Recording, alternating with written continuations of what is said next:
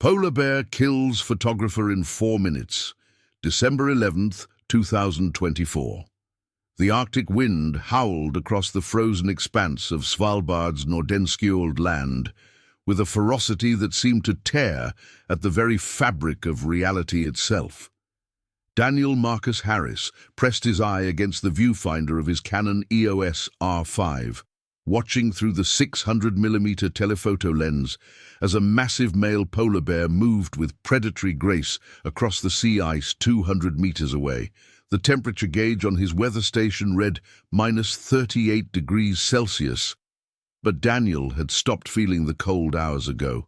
The adrenaline coursing through his veins and the thick layers of his expedition-grade Arctic gear kept hypothermia at bay, though he could feel the familiar sting of frostbite beginning to nip at his exposed fingertips where they protruded from his photographer's mitts.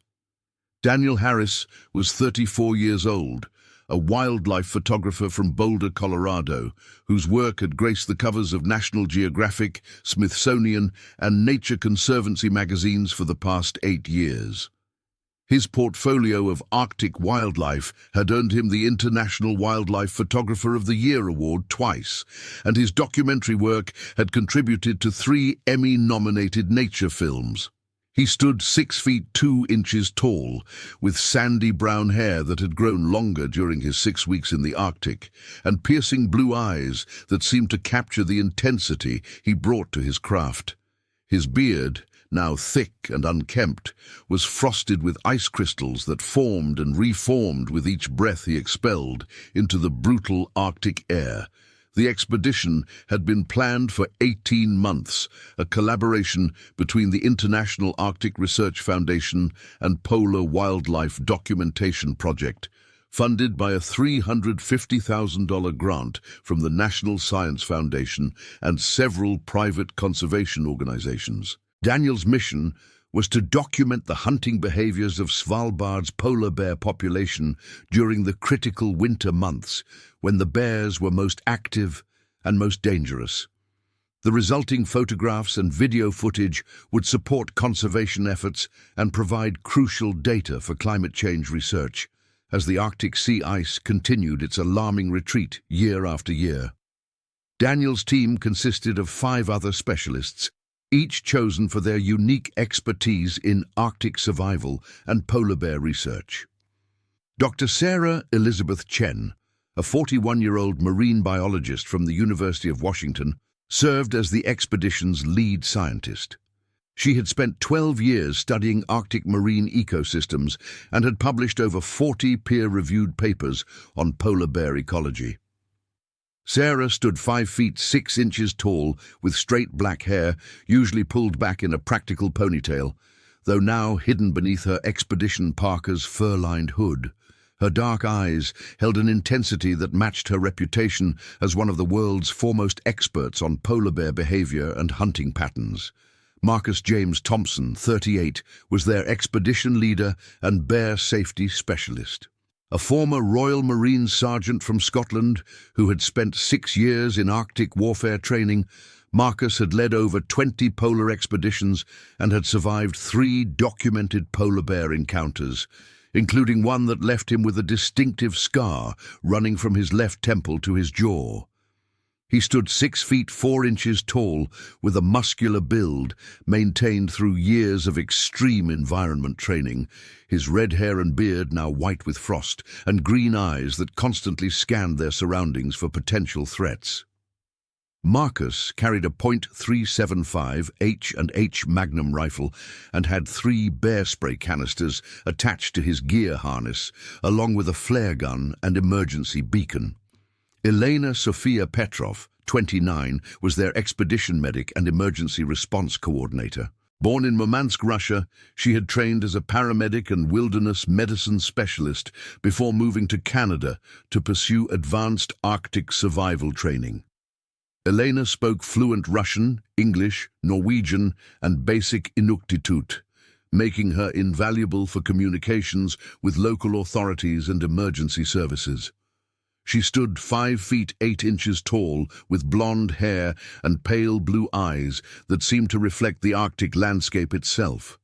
Her medical kit contained enough supplies to handle everything from minor frostbite to major trauma, and she had performed emergency surgery in conditions that would challenge most hospital operating rooms. James Robert Jimmy McLeod, 26, served as their communications specialist and drone operator.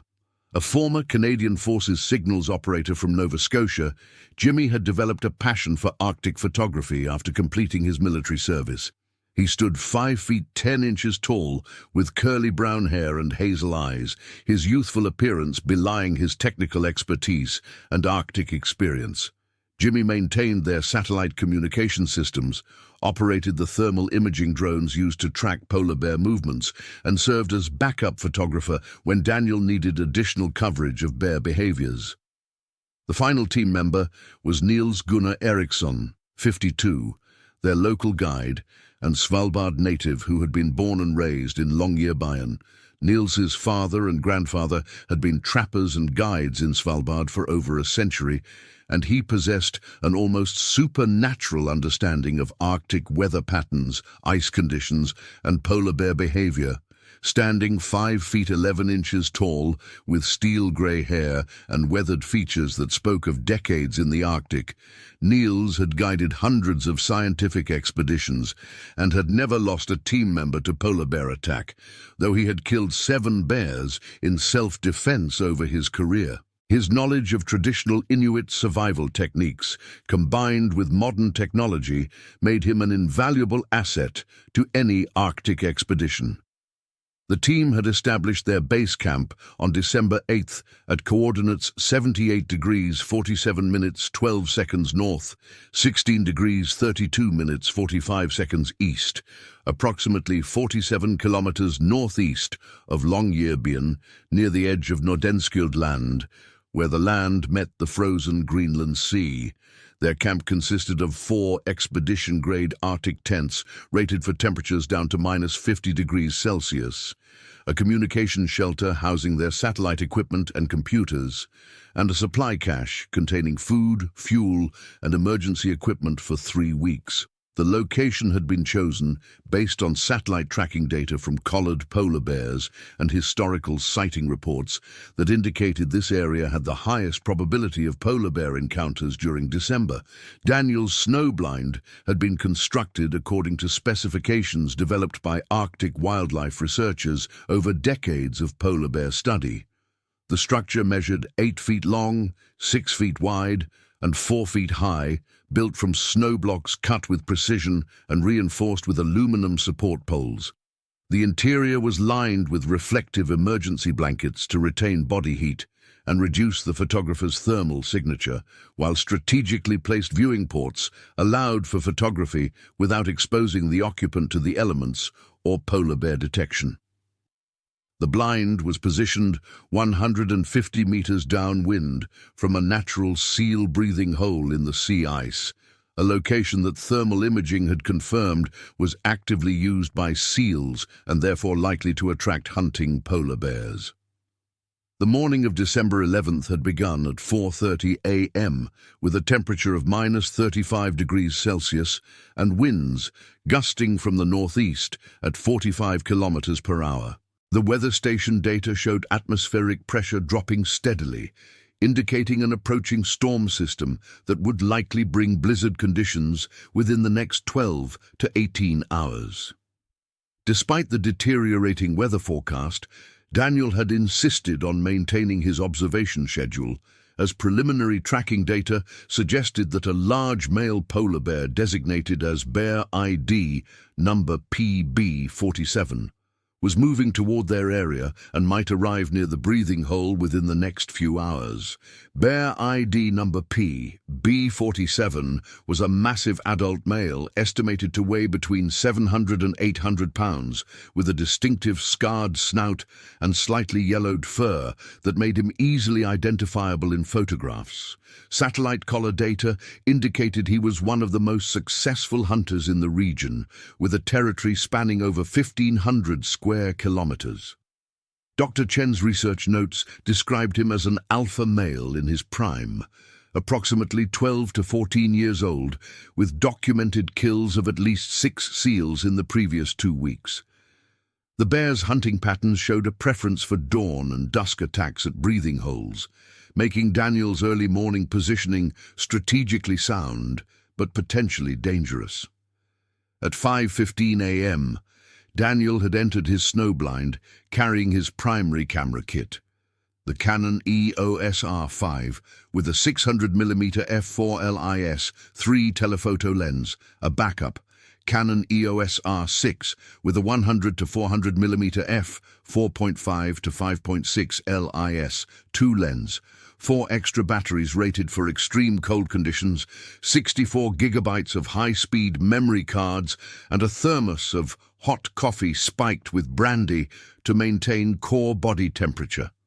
His personal protective equipment included a $3,200 Canada Goose Arctic Program parka rated to -40 degrees, insulated pants, vapor barrier socks inside expedition boots, and a balaclava with built-in heating elements powered by lithium batteries. The team's communication protocol required radio check-ins every 30 minutes using encrypted military-grade radios with a range of 20 kilometers in Arctic conditions. Daniel's call sign was Shutter, while Marcus Thompson monitored communications from base camp as Guardian. The emergency protocol called for immediate evacuation if Daniel spotted any polar bear within 50 meters of his position, or if weather conditions deteriorated beyond safe operating parameters. At 6:42 a.m., Daniel transmitted his routine check-in. Guardian, this is Shutter, all quiet at the breathing hole. Visibility about 400 meters in light snow. 2 seals observed at the hole in the past hour, but no bear activity yet. Temperature holding steady at -36. Over. Marcus's voice crackled back through the radio static. Shutter, Guardian copies. Be advised, thermal drone detected a large heat signature moving from the northeast about 2 clicks out.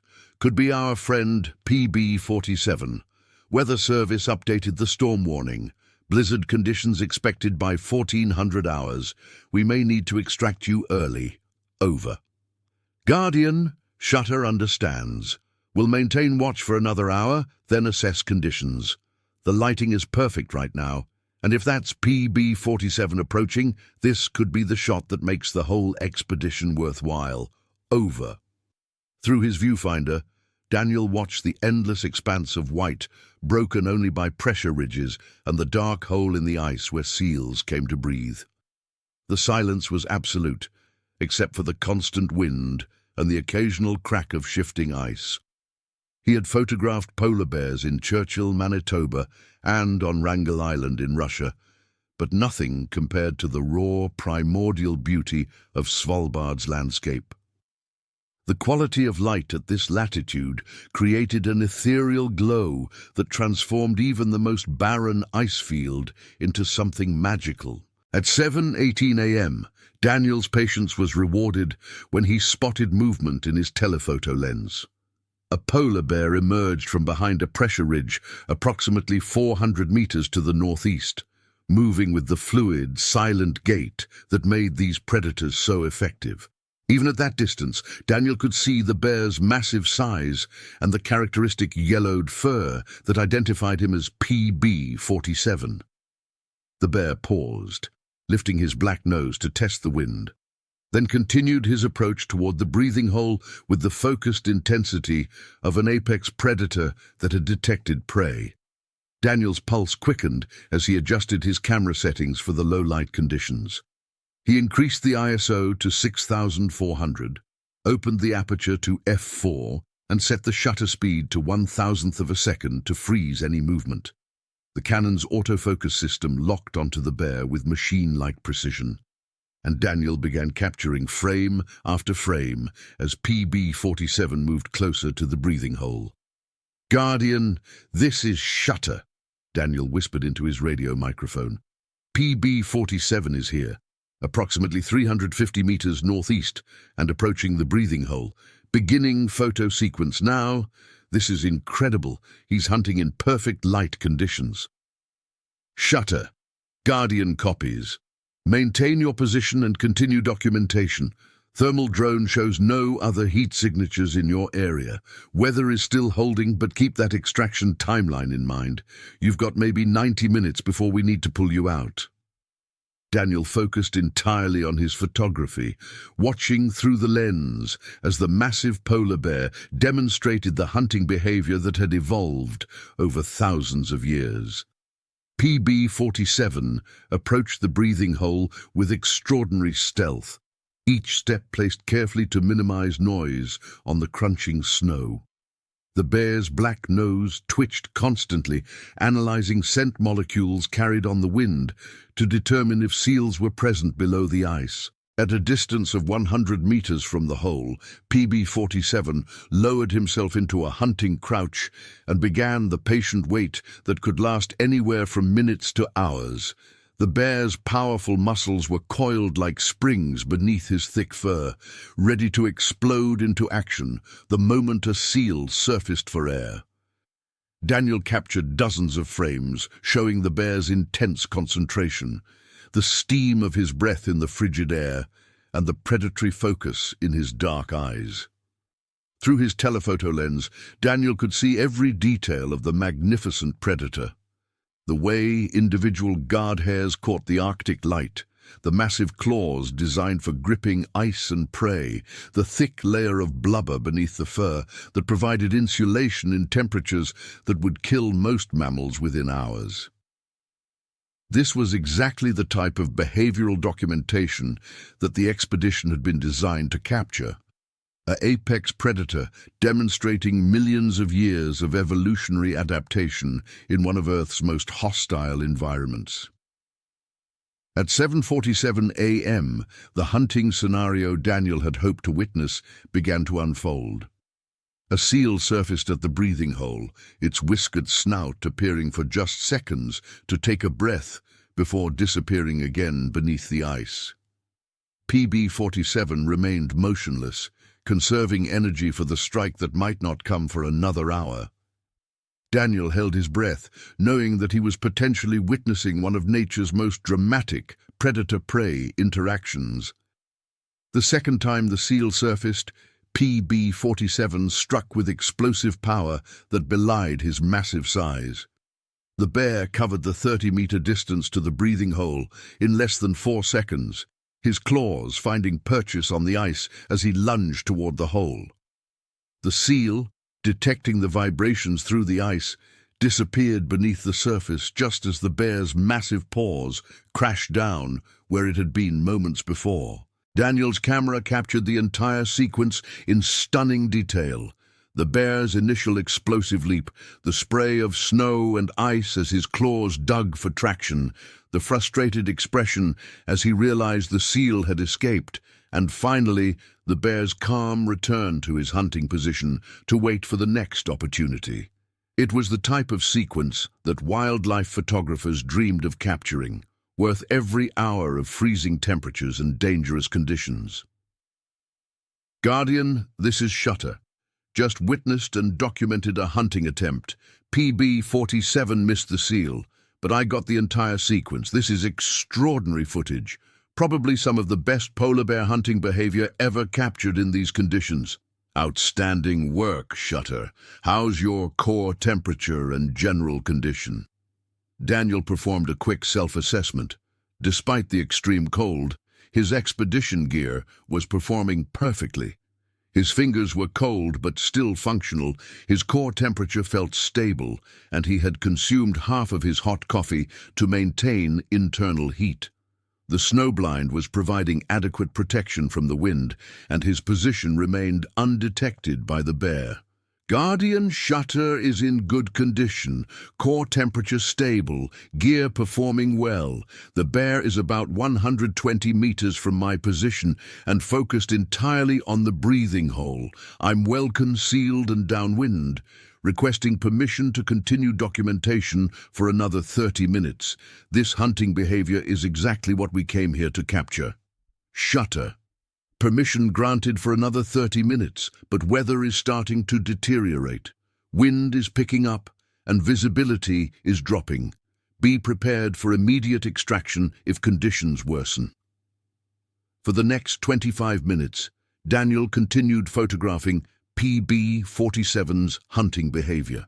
The bear demonstrated the incredible patience that made polar bears such effective predators, remaining motionless for extended periods before repositioning himself for a better angle of attack. Daniel captured the subtle changes in the bear's posture and expression, the way he tested the wind direction and the minute adjustments in position that showed generations of inherited hunting knowledge. At 8:23 a.m., Daniel noticed a change in the bear's behavior that made him slightly uneasy. Instead of maintaining his focused attention on the breathing hole, PB-47 began lifting his head more frequently to scan the surrounding area. His nose worked constantly, testing the air for scents that didn't belong in the Arctic environment. Daniel realized with growing concern that the wind direction had shifted slightly, potentially carrying his human scent toward the bear, despite the precautions they had taken in positioning the snowblind. "Guardian, this is Shutter. The bear's behavior is changing. He's becoming more alert to his surroundings and testing the air more frequently. Wind shift may have compromised my concealment, advising that we consider beginning extraction procedures."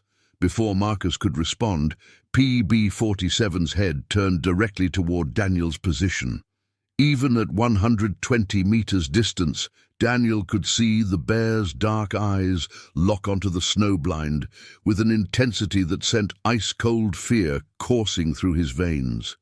The bear had detected something that didn't belong in his environment, and his predatory instincts had been triggered by something far more interesting than seals. "Guardian, we have a problem. PB-47 has spotted my position and is showing definite interest. He's standing up and oriented directly toward me. I need immediate extraction support." The massive polar bear rose to his full height on his hind legs, revealing a true monster that stood over 10 feet tall. From this position, he could see over the low-pressure ridges and ice formations that had previously concealed Daniel's snowblind. PB-47's posture and behavior had transformed completely from patient hunter to curious investigator, and Daniel knew from his years of wildlife photography that curious polar bears were far more dangerous than hunting ones. "Shutter. Guardian copies your emergency. Stay in position and do not move. Marcus is grabbing the rifle and flares. Jimmy is launching the intervention drone. Do not exit the blind until we arrive at your position. ETA 12 minutes. Daniel watched in growing terror as PB-47 dropped back to all fours and began walking directly toward his position. The bear's gait was deliberate and purposeful, not the cautious approach of an uncertain animal, but the confident stride of an apex predator investigating something that had captured his attention. Daniel's hands trembled as he continued photographing, knowing that these might be the last images he ever captured. The bear covered the distance between his hunting position and Daniel's snowblind with disturbing efficiency. At 80 meters distance, PB-47 paused again to test the air, his massive head swaying back and forth as he analyzed the complex scent picture that included human odor, photographic equipment, and the metallic smell of the snowblind's aluminum support structure. "Guardian, this is Shutter. Bear is now 80 meters out and approaching steadily. He's definitely detected my position and showing focused interest. I can see his nostrils flaring as he processes my scent. This is not casual curiosity. He's coming to investigate." Daniel's cannon continued firing frames automatically, capturing the approaching bear in terrifying detail. Through the 600mm lens, he could see the intelligence in PB-47's dark eyes, the powerful muscles moving beneath his fur, and the casual confidence of a predator that had never encountered anything in his environment that posed a serious threat. Daniel had photographed apex predators around the world, but he had never felt the primal terror that now threatened to overwhelm his professional composure. At 60 meters, PB-47 paused again and stood up on his hind legs for a better view of the snowblind. The bear's black nose twitched constantly as he processed the foreign scents, and Daniel could see the animal's breath creating clouds of steam in the frigid air. The bear's posture showed no signs of fear or uncertainty, only the focused attention of a supremely confident predator examining something new in his territory. Guardian, 58 meters and closing. The bear is definitely coming to investigate my position. Where is my extraction team? Shutter, Marcus is en route on the snowmobile with the rifle. ETA 8 minutes. Jimmy has the drone overhead but can't use it for harassment until Marcus arrives with lethal backup.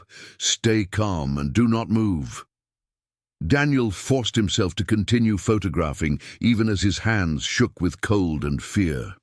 His professional instincts overrode his terror as he captured frame after frame of the approaching polar bear.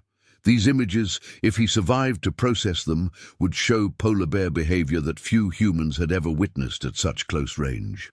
The bear's casual confidence and lack of fear demonstrated why polar bears were considered one of the few animals that actively hunted humans as prey. At 40 meters distance, PB-47's behavior changed again. His pace quickened slightly, and his posture became more alert and predatory. Daniel realized with growing horror that the bear had made a decision about the snowblind and whatever was inside it.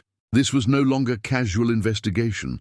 The bear was approaching with the focused intent of a predator that had identified potential prey. Guardian, this is Shutter Emergency. Bear behavior has shifted to active stalking, 40 meters and approaching with predatory intent. I need immediate intervention. The radio crackled with Marcus's voice. Shutter, I'm 3 minutes out. Do you have your bear spray ready? Daniel checked his gear belt and confirmed that his bear spray canister was accessible, though he knew from his training that bear spray was minimally effective against polar bears in extreme cold conditions. The propellant could freeze, reducing range and effectiveness, and polar bears were far more aggressive than the brown and black bears that bear spray had been designed to deter. At 30 meters, Daniel could hear PB-47's footsteps crunching in the snow and the sound of the bear's breathing. The 600mm telephoto lens now filled completely with the image of the approaching predator, showing every detail of the massive head, the intelligent dark eyes, and the black nose that continued working to analyze Daniel's scent. The bear moved with fluid grace despite his enormous size, each step placed precisely to maintain traction on the uneven ice surface. 28 meters, Daniel whispered into his radio. I can hear him breathing. Marcus, where are you? 2 minutes out, Shutter. Stay calm. Do not move until I arrive. Daniel's camera continued capturing images automatically, documenting the approach of one of Earth's most dangerous predators from a perspective that no wildlife photographer had ever survived to share. The technical quality of the images was extraordinary. The low Arctic light, the detail in the bear's fur, and the predatory intensity in his expression created photographs that would be worth hundreds of thousands of dollars if Daniel lived to process them. At 20 meters, PB-47 paused for a final assessment. The bear could now clearly see the snowblind and had undoubtedly identified it as an artificial structure containing something that didn't belong in his Arctic domain. Daniel could see the bear's muscles tensing beneath his fur as he prepared for whatever action he had decided to take. Guardian, 20 meters, and the bear is preparing to act. His posture has changed, muscles tensed, focused entirely on my position. This is happening now. The sound of Marcus's snowmobile engine became audible in the distance, but Daniel knew with sickening certainty that help would not arrive in time. PB-47 had made his decision, and 800 pounds of apex predator was about to investigate Daniel's snowblind with the casual confidence of an animal that had never encountered effective resistance from any prey species. At 15 meters, the bear broke into a purposeful trot toward the snowblind. Daniel's camera captured the transition from cautious investigation to active approach, showing the fluid power of a perfectly evolved Arctic predator moving toward what he had decided was worth closer examination. The bear's gait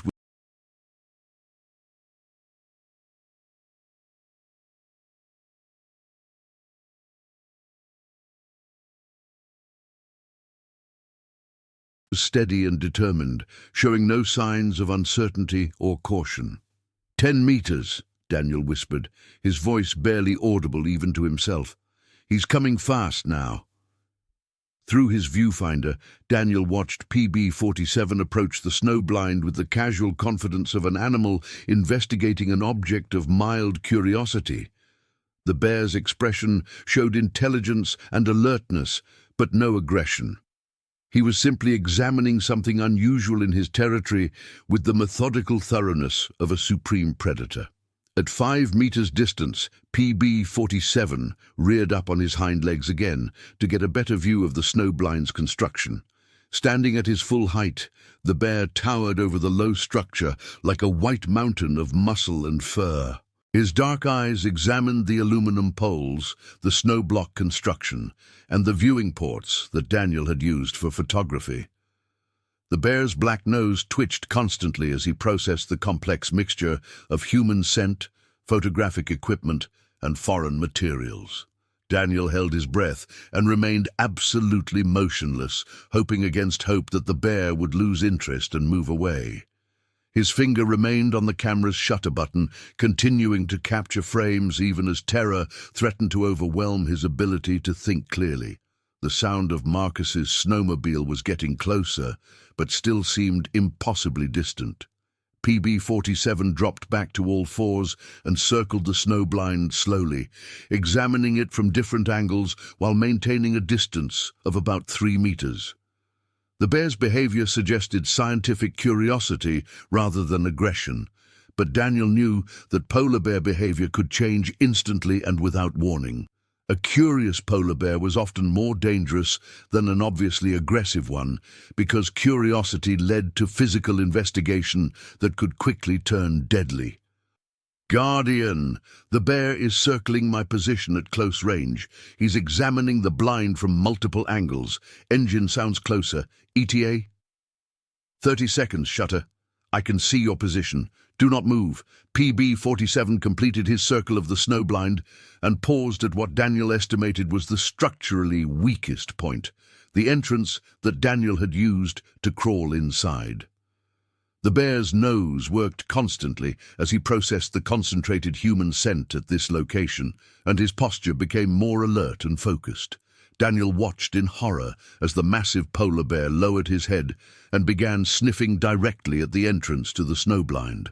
The bear's hot breath created clouds of steam that began melting the ice crystals around the opening, and Daniel could hear the animals breathing clearly through the thin snow wall that separated them. The sound of Marcus's snowmobile engine was now loud enough that PB-47 heard it and lifted his head to look toward the approaching vehicle.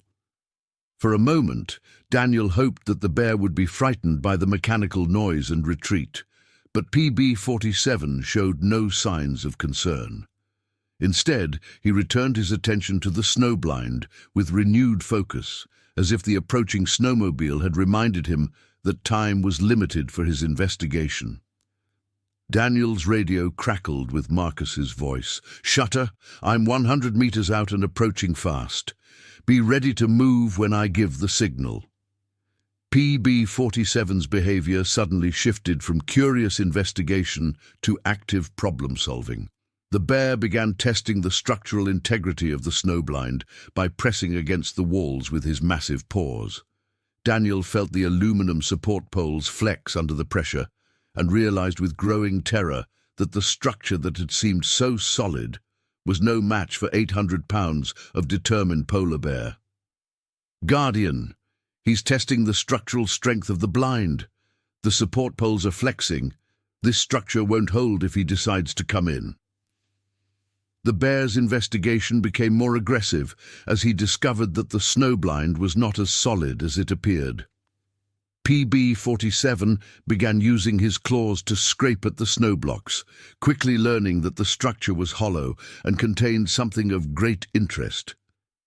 His powerful claws, designed for gripping ice and tearing apart seal carcasses, made quick work of the carefully constructed snow blocks.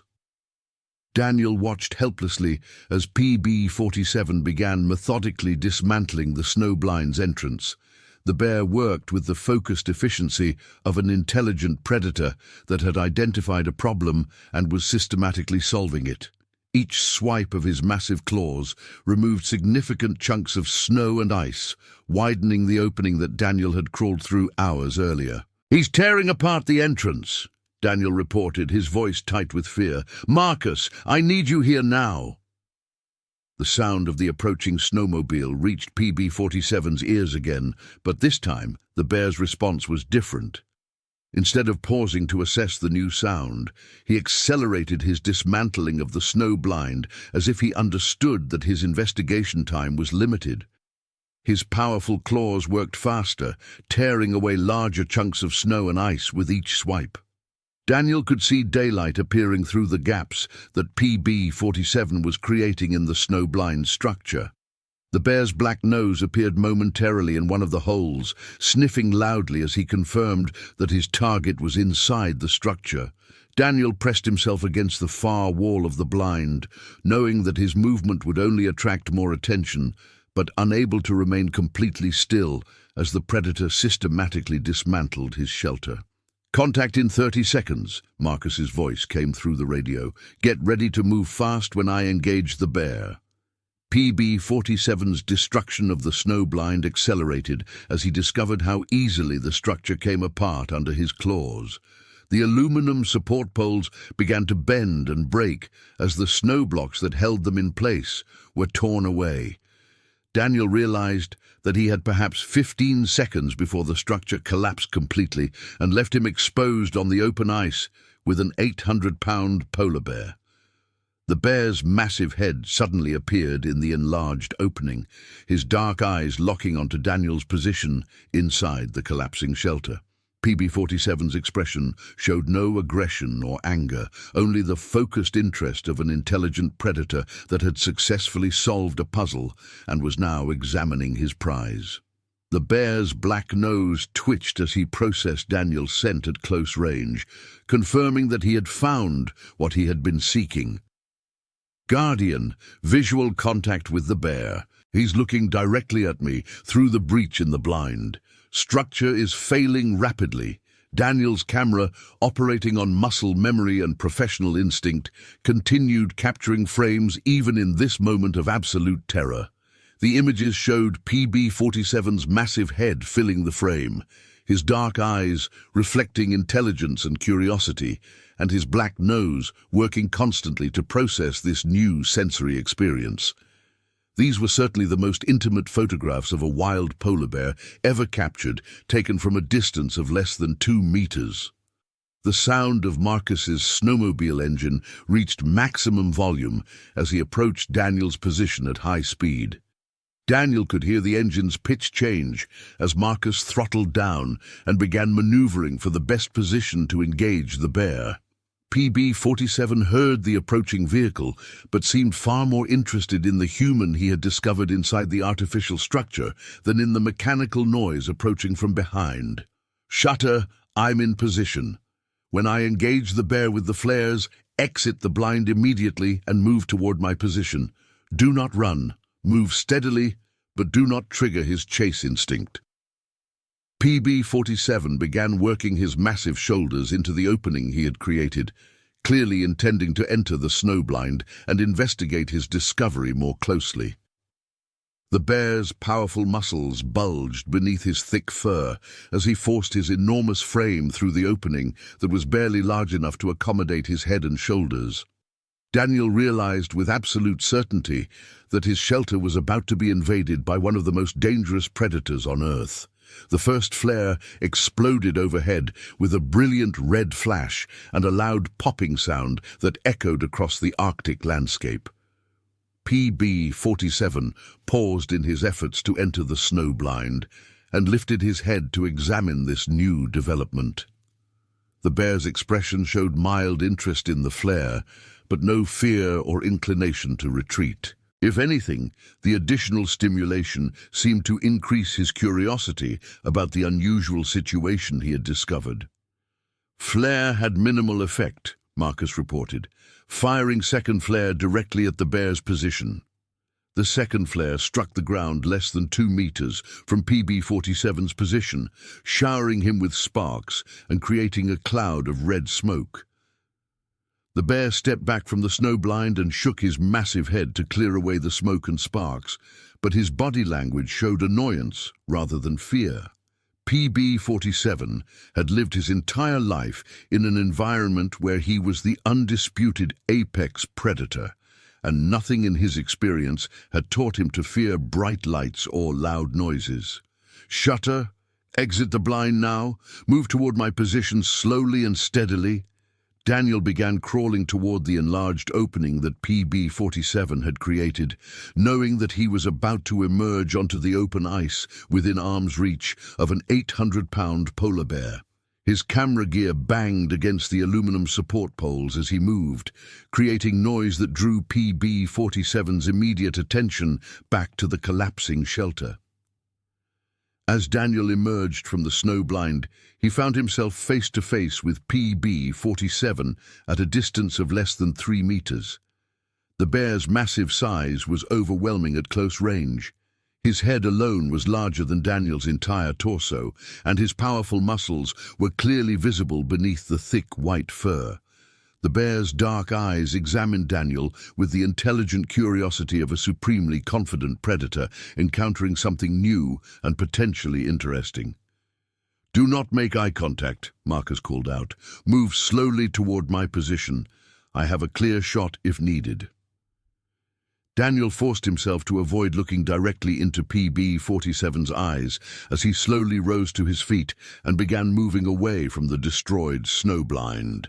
The bear watched his movement with alert interest, but made no immediate aggressive moves. Daniel could hear PB-47's breathing and could smell the wild, musky scent of the massive predator only meters away. Marcus fired a third flare that exploded directly between Daniel and PB-47, creating a wall of red smoke and sparks. The bear stepped back slightly, but maintained his focus on Daniel's retreating figure. PB-47's behavior suggested that he was treating this entire situation as an interesting diversion rather than a serious threat to his dominance of the Arctic environment. "Keep moving, Shutter! 20 meters to the snowmobile."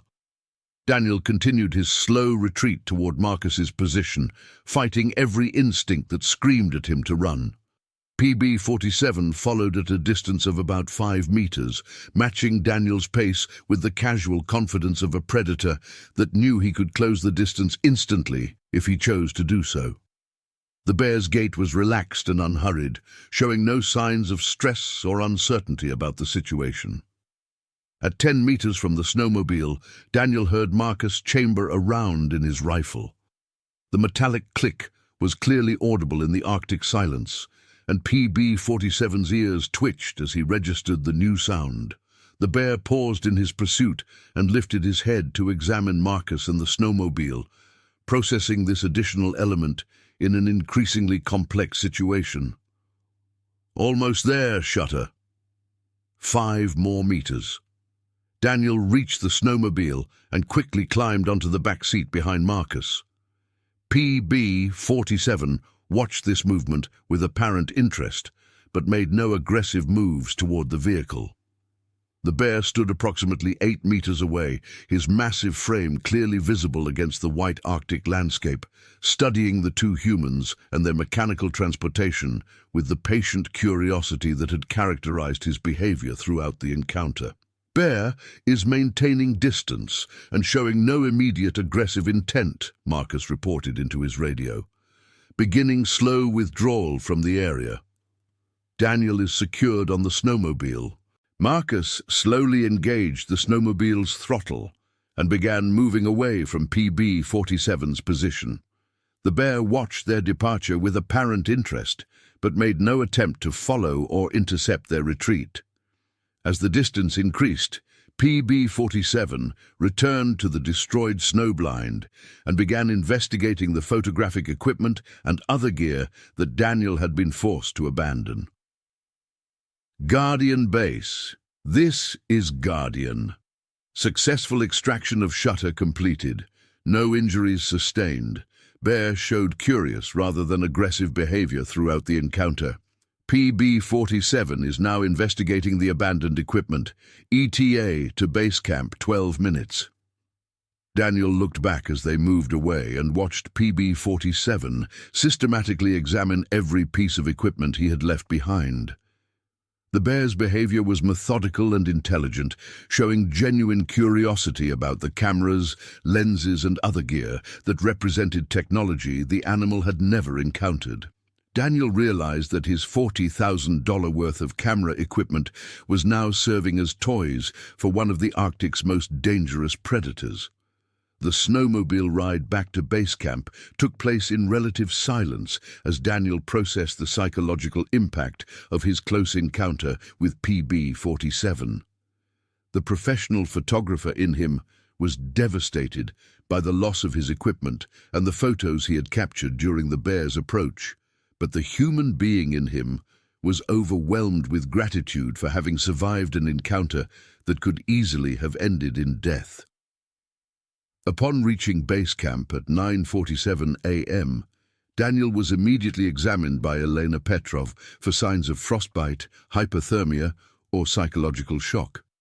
His core body temperature was slightly below normal, but within acceptable ranges, and his fingers showed minor frostbite that was easily treated with warming procedures.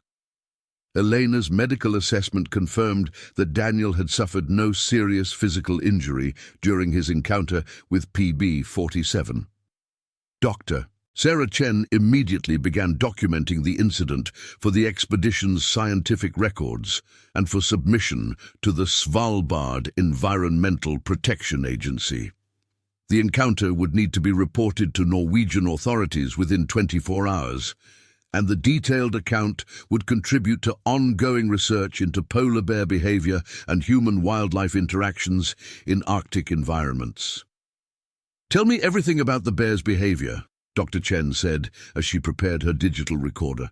"I need precise details about his approach pattern, body language, vocalizations, and response to deterrent measures. This type of close-range documentation of polar bear behavior toward humans is extremely rare and scientifically valuable." Daniel provided a detailed account of PB-47's behavior throughout the encounter, from the initial detection of his position through the systematic dismantling of the snowblind and the bear's curious rather than aggressive response to human presence. Dr. Chen's questions focused on specific behavioral indicators that might help predict similar encounters in the future. "His behavior was completely different from what I expected based on literature and training," Daniel explained. "He showed no fear responses to the flares, no startle reactions to loud noises, and no signs of territorial aggression. His approach seemed driven entirely by curiosity about something unusual in his environment." Jimmy McLeod launched a thermal imaging drone to monitor PB-47's continued presence at the snowblind site. The drone's cameras showed the massive bear systematically examining every piece of equipment Daniel had abandoned, picking up cameras and lenses in his mouth and manipulating them with his powerful claws. The bear's behavior suggested genuine interest in the foreign objects, rather than simple destructive instincts. "He's treating your camera gear like puzzle toys," Jimmy reported as he monitored the drone feed. "He's not just destroying everything, he's actually examining the equipment and trying to understand what it is. I've never seen polar bear behavior like this." The thermal imaging revealed that PB-47 remained at the snowblind site for over 2 hours after the extraction, continuing to investigate the abandoned equipment and the remains of the structure. The bear's extended presence at the site suggested that the encounter had been as interesting for him as it had been terrifying for Daniel. At 12:15 p.m., the approaching storm system that weather services had been tracking reached their area with full force. Wind speeds increased to over 70 kilometers per hour, and driving snow reduced visibility to less than 20 meters. The blizzard conditions forced the team to secure all equipment and take shelter in their base camp tents for the next 18 hours. During the storm, PB-47 disappeared from the area completely, presumably seeking shelter in a more protected location until the weather improved. The abandoned camera equipment was buried under 2 feet of wind-driven snow, making any immediate recovery impossible even if conditions had been safe for human movement outside the camp. The psychological impact of Daniel's encounter with PB-47 became apparent during the long hours of confinement in the base camp tents. Despite his years of experience photographing dangerous wildlife, Daniel found himself unable to sleep and plagued by vivid mental images of the bear's massive head appearing in the snowblind opening. Elena Petrov recognized the early signs of post-traumatic stress and began providing psychological support and monitoring for more serious symptoms. Close encounters with apex predators can trigger profound psychological responses even in experienced wildlife photographers, Elena explained. Your body's fight-or-flight response was activated at maximum intensity for an extended period, flooding your system with stress hormones that can take days or weeks to fully clear. What you're experiencing is a normal human response to surviving a life-threatening encounter. The storm continued through the night of December 11th and into the morning of December 12th, keeping the team confined to their base camp and preventing any immediate assessment of the encounter site. Radio communication with authorities in Longyearbyen was intermittent due to atmospheric conditions, but Marcus managed to transmit an initial incident report to the governor of Svalbard's office and the Norwegian Polar Institute. The incident report classified the encounter as a Category 2 human-polar bear interaction, defined as close-range contact between humans and polar bears that resulted in property damage but no human injuries. The report would trigger an official investigation by wildlife authorities and contribute to ongoing studies of polar bear behavior in areas where human research activities were taking place. When the storm finally subsided on the morning of December 12th, Jimmy McLeod immediately launched thermal imaging drones to assess the encounter site and search for any sign of PB-47's continued presence in the area. The drone surveys revealed that the snowblind had been completely buried by wind-driven snow, and most of Daniel's abandoned equipment was no longer visible on the surface. The good news is that PB-47 is no longer in the immediate area, Jimmy reported as he analyzed the thermal imaging data. The bad news is that most of your equipment is buried under snow and ice. We might be able to recover some of it, but it's going to require excavation work.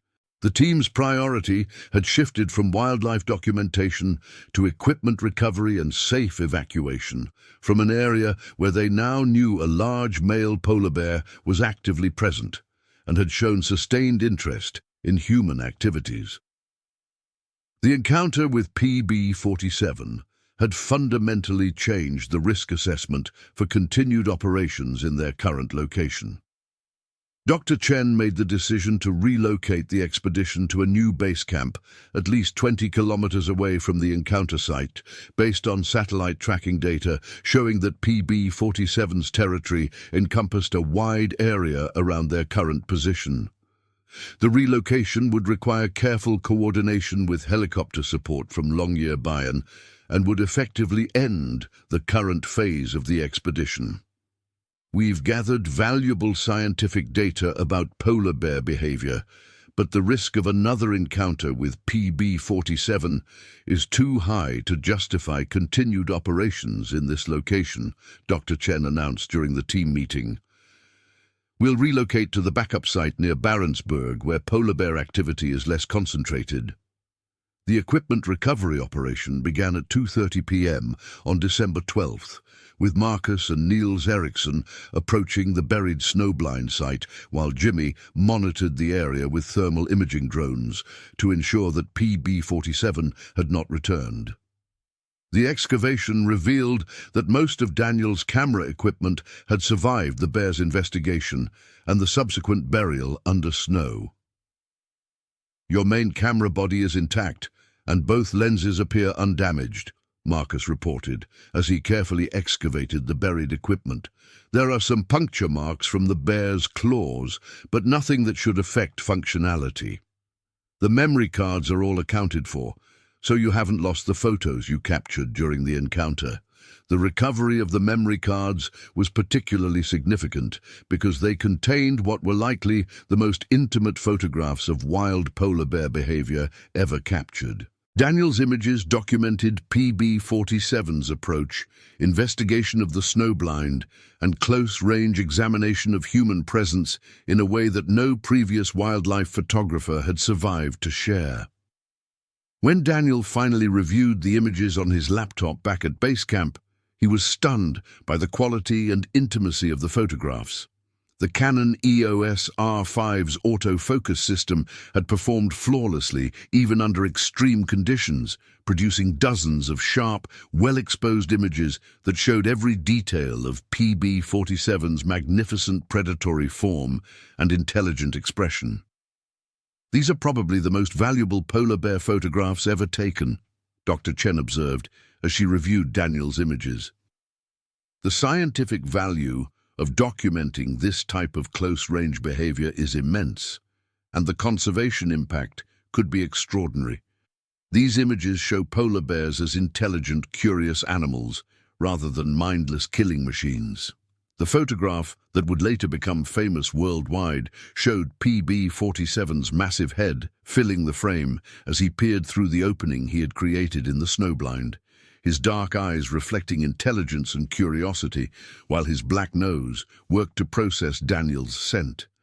The image captured both the terrifying power and the remarkable intelligence of one of Earth's most magnificent predators. On December 13th, a helicopter from Longyearbyen arrived to transport the expedition team and their equipment to a new base camp location near Barentsburg. The relocation marked the end of their research activities in PB-47's territory, but the scientific and photographic documentation they had gathered during their brief encounter would have lasting impact on polar bear research and conservation efforts.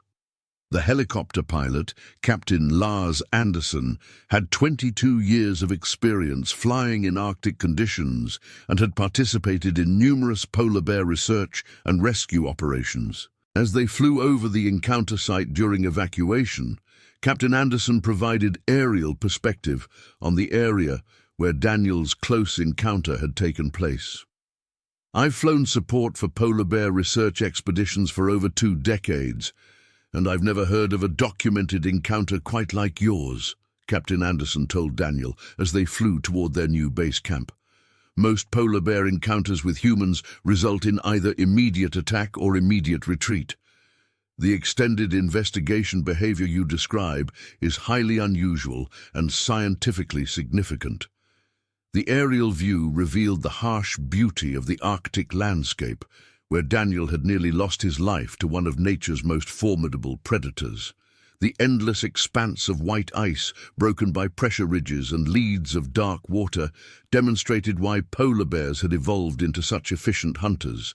This was an environment where only the most perfectly adapted predators could survive. The new base camp near Barentsburg was established on December 14th, in an area where historical data showed significantly less polar bear activity. The location provided access to different hunting areas and seal populations, allowing the expedition to continue their research while minimizing the risk of another dangerous encounter with PB-47 or other large male bears. Dr. Chen began analyzing the behavioral data from Daniel's encounter with PB-47, comparing his observations with existing literature on polar bear-human interactions. The extended investigation behavior, lack of fear response to deterrent measures, and methodical approach to problem-solving demonstrated intelligence levels that exceeded most previous scientific documentation. PB-47's behavior suggests cognitive abilities that we're only beginning to understand in polar bears, Dr. Chen explained as she compiled her preliminary analysis. His systematic dismantling of the snowblind, his apparent understanding that the structure contained something of interest, and his sustained curiosity about human technology all indicate problem-solving skills that are more advanced than we typically credit to polar bears. The scientific implications of the encounter extended beyond individual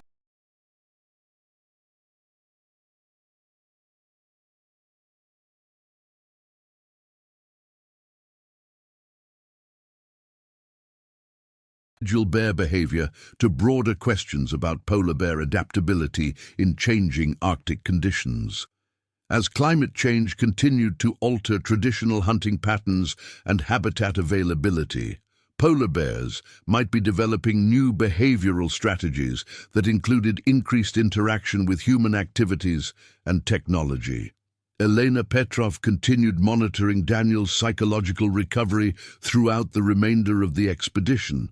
The combination of professional counseling techniques and the therapeutic value of returning to wildlife photography helped Daniel process the trauma of his near-death encounter while maintaining his passion for documenting Arctic wildlife. The most important factor in your psychological recovery is that you're continuing to engage with wildlife photography rather than avoiding it, Elena explained during one of their counseling sessions. Many people who survive predator encounters develop lasting phobias that prevent them from returning to the activities they love. Your willingness to continue working shows remarkable resilience. The expedition concluded on December 20th with the successful documentation of several other polar bear individuals and significant data collection about Arctic marine ecosystems. However, the encounter with PB-47 remained the most scientifically significant and personally impactful event of the entire research project. Upon returning to Longyearbyen, the expedition team participated in extensive debriefing sessions with Norwegian authorities, including representatives from the Governor of Svalbard's office, the Norwegian Polar Institute, and the Arctic Research Council. The detailed documentation of PB-47's behavior would be incorporated into updated guidelines for human safety in polar bear habitats. Your encounter provides the most detailed documentation we've ever had of extended polar bear investigation behavior toward human presence, explained Dr. Magnus Holsen from the Norwegian Polar Institute. This information will be crucial for updating safety protocols for researchers, tourists, and local residents who might encounter polar bears in similar circumstances. The investigation also revealed that PB-47 was a previously known individual who had been observed in the area for several years but had never shown such sustained interest in human activities. Satellite tracking data confirmed that the bear had remained in the encounter area for several days after the incident, suggesting that the experience had been as memorable for him as it had been for Daniel. Daniel's photographs from the encounter were first published in National Geographic magazine 3 months later, accompanied by Dr. Chen's scientific analysis of PB-47's behavior. The images generated international attention and sparked new discussions about polar bear intelligence, human-wildlife interactions, and conservation strategies in rapidly changing Arctic environments. The photograph of PB-47's head appearing through the snowblind opening won the Wildlife Photographer of the Year award in the Animal Behavior category, and was subsequently exhibited in museums and galleries around the world. The image became an iconic representation of the power and intelligence of polar bears, while demonstrating the incredible risks that wildlife photographers accept in pursuit of their art. Dr. Chen published her behavioral analysis in the Journal of Arctic Biology 6 months after the expedition, with Daniel's photographs providing unprecedented visual documentation of the behaviors described in the scientific literature. The paper contributed significantly to ongoing research into polar bear cognition and adaptation strategies in changing Arctic conditions. Daniel's encounter with PB47 represents a unique window into polar bear behavior that we rarely have the opportunity to study, Dr. Chen wrote in her published analysis.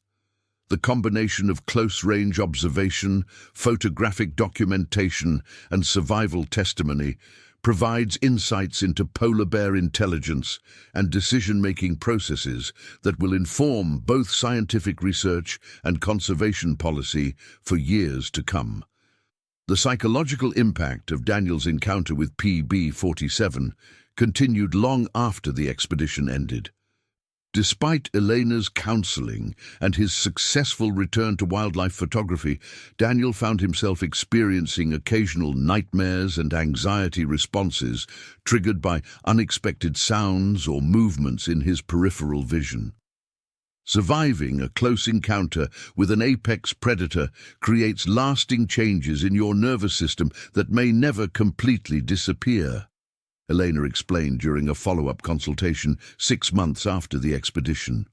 Your brain is now programmed to recognize and respond to potential threats more quickly, which is actually an adaptive response that helped our ancestors survive in dangerous environments.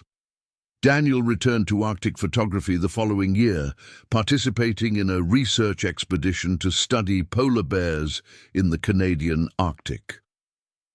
His experience with PB47 had made him a more cautious and safety-conscious photographer, but it had also deepened his appreciation for the intelligence and majesty of polar bears as apex predators. The camera equipment that PB47 had investigated was cleaned and refurbished by Canon's Professional Services Division, with the claw marks and teeth marks preserved as testimony to the encounter. Daniel continued using the same cameras for his subsequent wildlife photography, finding that the physical reminders of his encounter with PB47 actually enhanced his connection to the equipment and his art. 1 year after the encounter, satellite tracking data revealed that PB47 was still active in the same territory where Daniel had photographed him.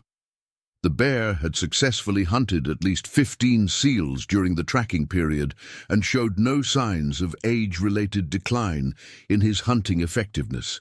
PB47 remained one of the most successful predators in the Svalbard polar bear population. The snowblind construction techniques used during Daniel's expedition were subsequently modified based on lessons learned from PB47's systematic dismantling of the structure. New designs incorporated stronger materials and escape routes that would allow photographers to evacuate quickly if approached by curious polar bears.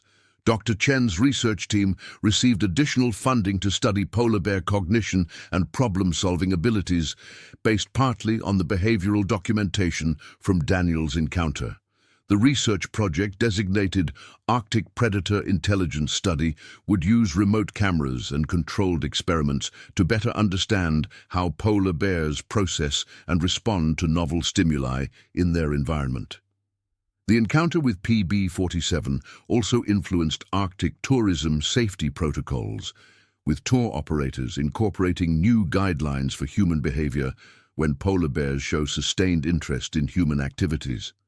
The detailed documentation of PB47's investigation behavior provided valuable insights for developing strategies to discourage prolonged polar bear interest without provoking aggressive responses. 2 years after the encounter, Daniel published a book titled Face to Face: My 4 Minutes with the Arctic's Greatest Predator, which combined his photographs from the encounter with scientific analysis and personal reflection on surviving close contact with one of nature's most formidable hunters. The book became a bestseller and raised significant funds for polar bear conservation organizations. Those 4 minutes changed my understanding of what it means to be human in a world still dominated by apex predators, Daniel wrote in the book's conclusion. PB47 reminded me that despite all our technology and supposed mastery of nature, we remain prey animals when confronted by predators that have been perfected by millions of years of evolution.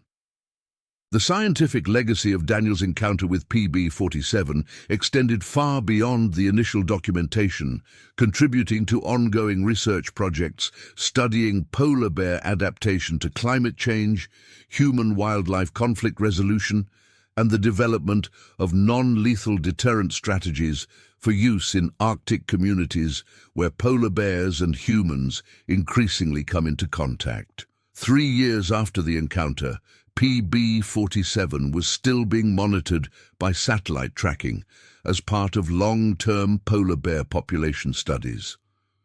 The bear had maintained his territory and hunting success, demonstrating the resilience and adaptability that had made polar bears one of the Arctic's most successful predators for thousands of years. Daniel's photographs from the encounter continued to be used in educational materials, conservation campaigns, and scientific presentations around the world. The images provided a unique perspective on polar bear behavior that helped bridge the gap between scientific research and public understanding of these magnificent but dangerous predators. The encounter also contributed to ongoing discussions about the ethics of wildlife photography in dangerous situations, with some critics arguing that close-range documentation of apex predators created unnecessary risks for both photographers and animals. Daniel became an advocate for improved safety protocols while defending the conservation value of intimate wildlife photography. The images that have the greatest impact on conservation efforts are often those that show wildlife in ways people have never seen before, Daniel argued during speaking engagements about his encounter. My photographs of PB47 have probably done more to generate support for polar bear conservation than any number of scientific papers or statistical analyses. The psychological trauma from Daniel's encounter gradually diminished over time, but the experience remained a defining moment in his career and personal development. He credited the encounter with making him a more thoughtful and deliberate photographer, more aware of his impact on the animals he documented, and more committed to using his work for conservation purposes. 5 years after the encounter, a documentary film crew received permission to return to the original encounter site to film a recreation of Daniel's experience with PB47. The documentary, titled 4 Minutes, A Photographer's Survival Story, used Daniel's original photographs, Dr. Chen's scientific analysis, and dramatic recreations to tell the complete story of the encounter. The documentary filming revealed that the area where Daniel's snowblind had been constructed was still occasionally visited by polar bears, including what appeared to be PB47 based on photographic identification. The continued polar bear presence at the site suggested that the location remained an important part of their hunting territory. Dr. Chen, now recognized as one of the world's leading experts on polar bear behavior, continued studying the implications of Daniel's encounter for understanding predator-prey relationships in Arctic environments. Her research had expanded to include other Arctic predators and the ways that climate change was affecting traditional hunting patterns and territorial behaviors. Daniel's encounter with PB47 opened up entirely new areas of research into polar bear cognition and behavior, Dr. Chen reflected during an interview 5 years after the expedition. We're still discovering new insights from the behavioral data and photographs that Daniel captured during those 4 terrifying minutes. The encounter site itself became a landmark of sorts in the scientific community, with several subsequent research expeditions visiting the location to study polar bear behavior and test new safety equipment. The area was designated as a high-risk research zone by Norwegian authorities, requiring special permits and enhanced safety protocols for any human activities. Daniel's camera equipment from the encounter was eventually donated to the Smithsonian Institution's National Museum of Natural History, where it became part of an exhibit on human-wildlife interactions and the risks that researchers and photographers accept in pursuit of scientific knowledge and conservation photography. The claw and teeth marks left by PB-47 on the camera equipment became a powerful symbol of the encounter, demonstrating the incredible power of polar bears while also showing their capacity for restraint. PB-47 could easily have destroyed the equipment completely, but his investigation had been relatively gentle despite his enormous strength. 10 years after the encounter, Daniel returned to Svalbard for the first time since his experience with PB-47. The return visit was part of a new research project studying long-term changes in polar bear behavior and habitat use in response to ongoing climate change. Coming back to Svalbard after 10 years was emotionally challenging, but also deeply meaningful. Daniel explained during the return visit, "This landscape and its polar bears have shaped my career and my understanding of what it means to document wildlife in a rapidly changing world." The technology available for wildlife photography and polar bear research had advanced significantly in the decade since Daniel's encounter, with improved remote cameras, satellite tracking systems, and communication equipment, reducing the risks for researchers working in polar bear habitat. However, the fundamental challenge of documenting apex predator behavior remained unchanged. Getting close enough to capture meaningful photographs and behavioral data while maintaining adequate safety margins for human survival. Daniel's encounter with PB-47 continued to serve as a cautionary tale and learning opportunity for new generations of wildlife photographers and Arctic researchers. Dr. Chen's research team had by this time documented similar investigation behaviors in other polar bears, suggesting that PB-47's systematic examination of Daniel's snowblind was not an isolated incident, but rather an example of cognitive abilities that were more widespread in the polar bear population than previously understood. We now know that polar bears are capable of complex problem-solving and show genuine curiosity about novel objects in their environment, Dr. Chen explained during a scientific conference 10 years after Daniel's encounter. PB-47's behavior was extraordinary, not because it was unique, but because it was the first time such behavior had been documented at close range by someone who survived to tell the story. The conservation impact of Daniel's photographs from the encounter had exceeded all expectations, with the images being used in successful campaigns that resulted in expanded protection for polar bear habitat and increased funding for climate change research. The emotional impact of seeing PB-47's intelligent eyes staring directly at the camera had moved millions of people to support polar bear conservation efforts. 15 years after the encounter, satellite tracking data confirmed that PB-47 was no longer active in his original territory, suggesting that the magnificent predator had either died or moved to a different area as part of natural behavioral changes in aging polar bears. The loss of tracking contact marked the end of an era in polar bear research and left Daniel with mixed feelings about the fate of the bear that had nearly killed him, but had also transformed his career. "I hope PB-47 lived a long and successful life as an apex predator," Daniel reflected when informed about the loss of tracking contact. "Our encounter was terrifying for me, but it was probably just another interesting day for him. He was a magnificent example of what polar bears can be when they're allowed to live as wild predators in their natural environment."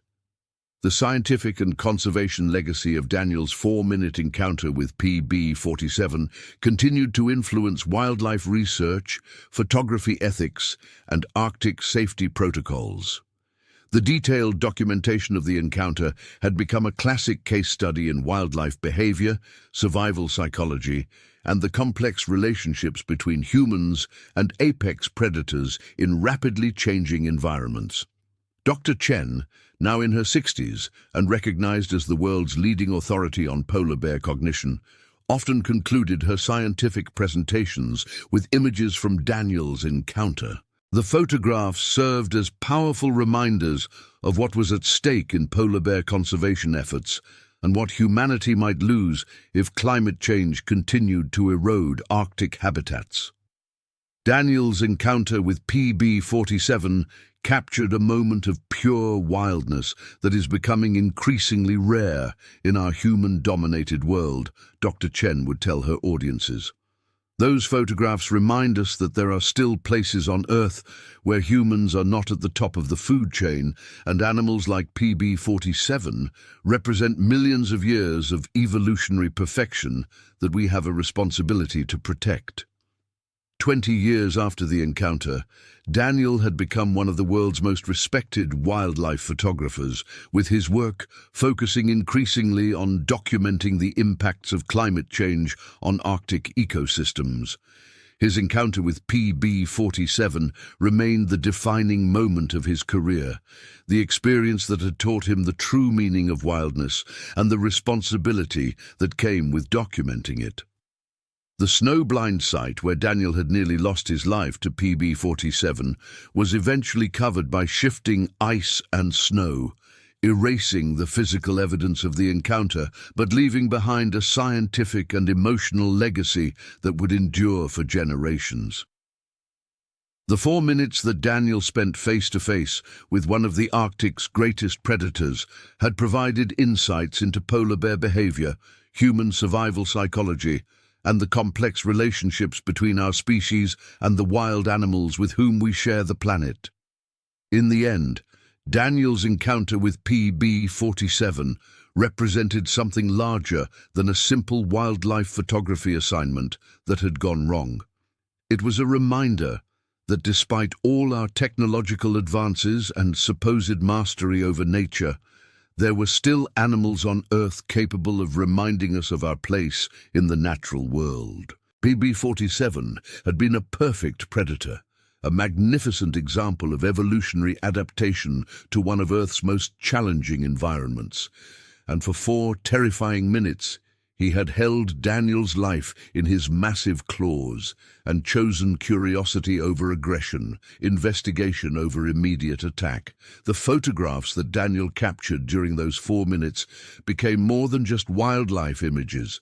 They became windows into a world where apex predators still ruled, where intelligence and power combined in forms that humans could barely comprehend, and where the boundary between civilization and wildness remained as thin as the wall of a snowblind facing one of nature's most formidable hunters. PB-47 had been both teacher and predator, both magnificent wildlife and mortal threat, and the documentation of their encounter would continue to inform and inspire future generations of wildlife researchers, photographers, and conservationists working to protect the Arctic's most iconic predator in an era of unprecedented environmental change. The next stories, the Devil's Canyon incident. Dr. Sarah Chen had been leading wilderness expeditions for 15 years. But she'd never felt the particular weight of responsibility that pressed down on her shoulders as she stood at the trailhead of Devil's Canyon on that crisp September morning. The GPS coordinates read 61.2181 degrees north, 149.9003 degrees west, placing them exactly 47 miles northeast of Anchorage, in the heart of Chugach State Park's most remote backcountry. The canyon itself carved a brutal scar through the landscape, its granite walls rising nearly 2,000 feet on either side, creating a natural funnel that trapped both wildlife and weather in its narrow confines. Sarah adjusted the straps of her 70-liter pack, feeling the familiar distribution of weight that included emergency medical supplies, satellite communication equipment, and enough provisions for their planned 5-day expedition. At 38, she had earned her reputation through a combination of advanced wilderness medicine certification, extensive backcountry experience, and an almost supernatural ability to read the mood of the Alaskan wilderness. Her dark hair was pulled back in a practical braid, and her weathered hands bore the small scars and calluses that marked someone who had spent countless hours navigating through thorns, over rocks, and around the countless hazards that Alaska's interior presented to the unwary. The group she was leading this particular week represented a cross-section of urban professionals seeking what their marketing materials euphemistically called authentic wilderness experience. What they were really seeking, Sarah knew, was a carefully managed brush, with danger that would allow them to return to their climate-controlled offices with stories of survival and conquest. She had guided dozens of such groups, and while she maintained her professional demeanor, she privately categorized her clients into those who would rise to meet the wilderness on its own terms, and those who would spend 5 days complaining about the absence of cell phone coverage and hot showers. Standing beside her, checking and rechecking his expensive GPS unit with the nervous precision of someone who had never been more than 20 miles from the nearest Starbucks, was Marcus Holloway, a 42-year-old software executive from Seattle. Marcus had signed up for the expedition 6 months earlier during what his wife later described as his midlife crisis wilderness phase. He stood just under 6 feet tall, with the soft physique of someone whose most strenuous regular activity involved carrying laptops between conference rooms. His gear was top of the line in every respect, purchased after extensive online research and consultations with 3 different outdoor equipment specialists. His pack contained enough redundant navigation equipment to guide a small army, 2 different water purification systems, and emergency food supplies that exceeded the expedition's requirements by nearly 200%. The weather forecast shows clear skies for the next 48 hours, Marcus announced to no one in particular, his voice carrying the slightly forced enthusiasm of someone working hard to convince himself that he belonged in this environment.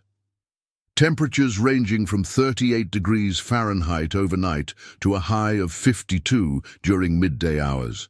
Wind speeds averaging 8 to 12 miles per hour from the northwest. He paused, consulting another device. Barometric pressure is steady at 30.15 inches of mercury and rising.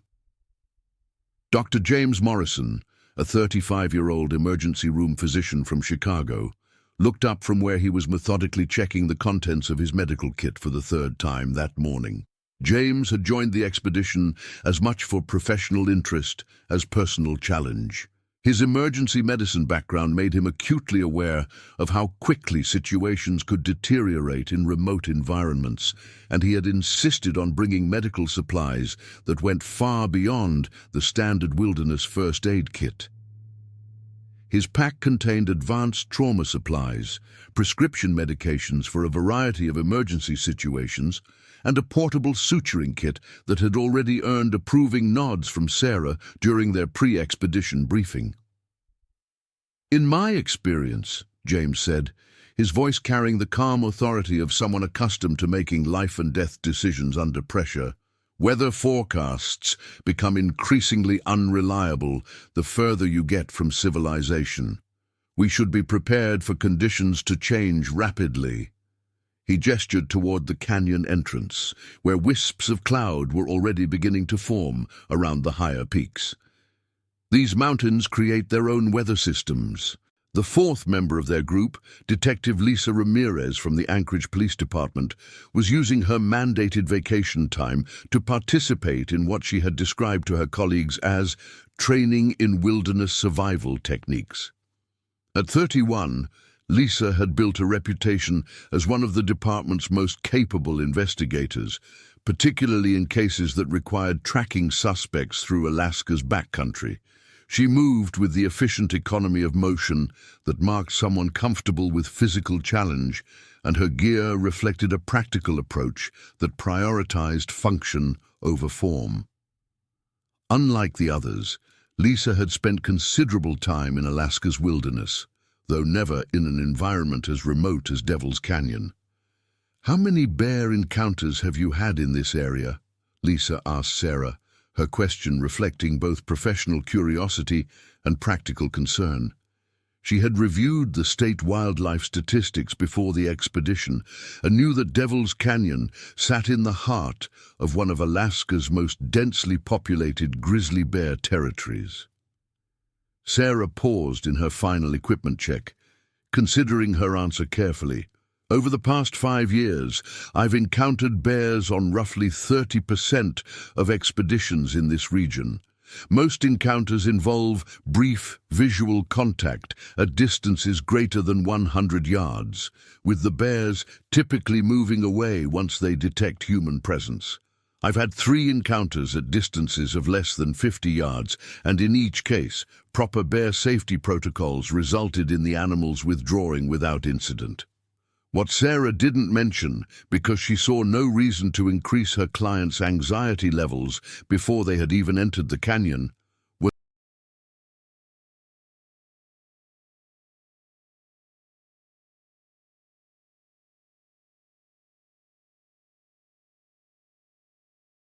was that Devil's Canyon had earned its name from early trappers who had lost an unusually high number of men to bear attacks during the 1890s. The canyon's unique geography created a natural corridor that funneled both human travelers and wildlife through a narrow passage barely 300 yards wide at its narrowest point.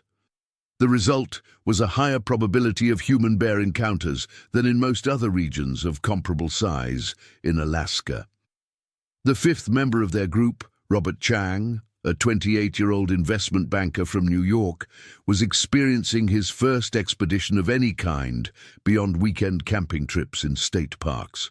Robert had joined the expedition at the insistence of his fiancée, who had become concerned about his increasingly sedentary lifestyle and mounting work stress. He stood 5 feet 8 inches tall with a runner's lean build, and his nervous energy manifested itself in constant motion as he repeatedly adjusted his pack straps, checked his water bottles, and consulted the printed expedition itinerary that he had already memorized. "I've been reading about bear behavior," Robert announced, pulling a well-worn paperback book from his jacket pocket. "According to this guide, grizzly bears in Alaska typically avoid human contact unless they're protecting cubs or a food source. The book recommends making noise while hiking to avoid surprising bears, maintaining clean campsites to prevent attracting bears to food odors, and carrying bear spray as a deterrent." "That's all accurate information," Sarah confirmed, though she noticed that Robert's hands were shaking slightly as he held the book. "We'll be reviewing all safety protocols in detail before we begin hiking, and I'll be providing additional guidance specific to this region throughout our expedition." The final member of their group was Professor Catherine Wells, a 45-year-old anthropologist from the University of Alaska Fairbanks, who had joined the expedition as part of her research into traditional indigenous hunting practices in the region.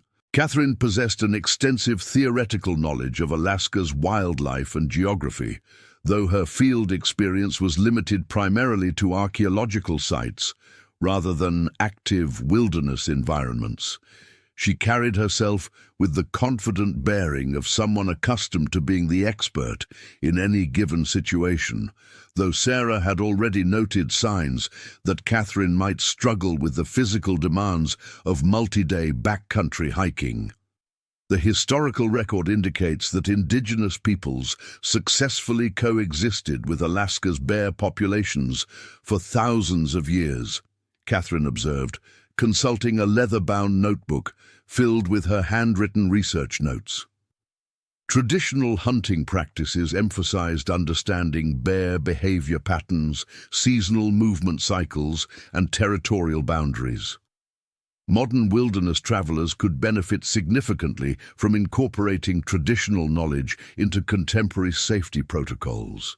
Sarah nodded diplomatically, while privately wondering whether Catherine's academic confidence would translate into practical wilderness skills when they encountered their first real challenge. In her experience, people who approached the wilderness primarily as an intellectual exercise often struggled when faced with situations that required immediate physical response rather than theoretical analysis.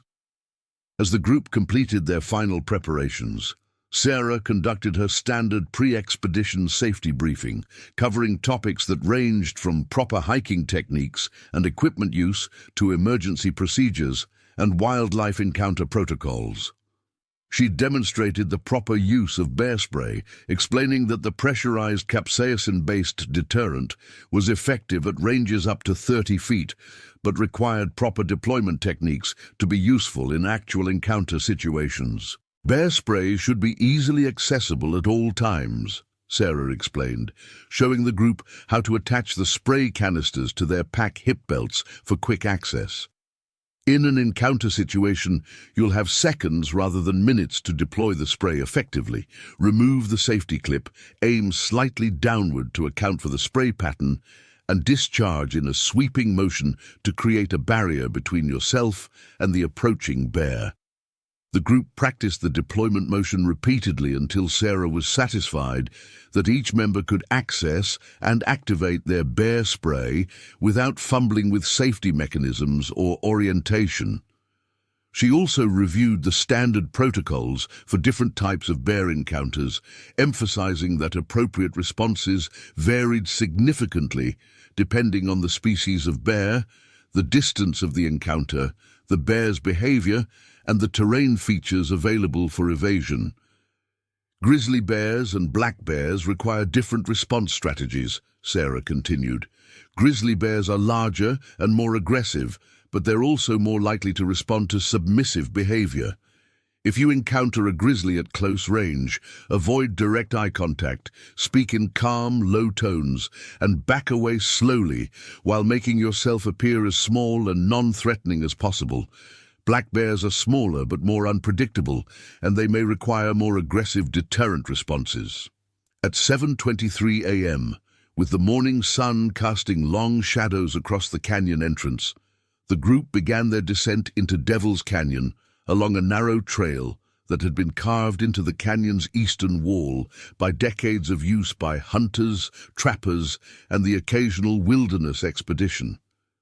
The trail itself was barely 3 feet wide in most places, with a steep drop-off to the canyon floor on the left side and the granite wall rising vertically on the right. Loose scree and exposed tree roots created numerous opportunities for slips and falls, requiring constant attention to foot placement and balance. Sarah led the group, setting a pace that balanced the need to cover adequate distance with the necessity of allowing her clients to adjust to the physical demands of wilderness hiking. Behind her, Marcus struggled with the weight of his overpacked equipment, stopping frequently to adjust his pack straps and consult his various navigation devices. Dr. Morrison maintained a steady pace while constantly scanning the terrain for potential hazards, his medical training having instilled in him a reflexive awareness of injury risks. Lisa moved with the controlled efficiency of someone accustomed to physical challenges, though even she found the combination of altitude, pack weight, and technical terrain more demanding than her usual fitness routine. The canyon's unique geology created an environment unlike anything most of the group had previously experienced.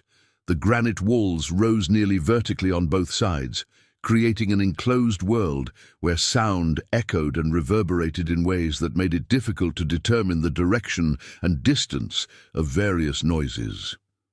The canyon floor itself was covered with a thick layer of decomposing organic matter that included fallen logs, accumulated leaf litter, and the scattered remains of trees that had been brought down by avalanches and rock slides over the years.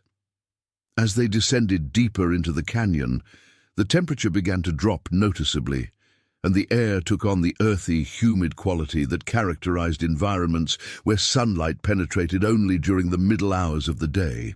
The reduced light levels also meant that their vision was constantly adjusting between areas of bright sunlight and deep shadow, creating conditions where it was easy to miss important details of the terrain or potential hazards. By 9:15 a.m., they had descended approximately 800 feet from the canyon rim and were following the trail along the eastern wall when Sarah called for their first rest stop. The group gathered on a small ledge that provided a view of the canyon floor below and the opposite wall rising above them.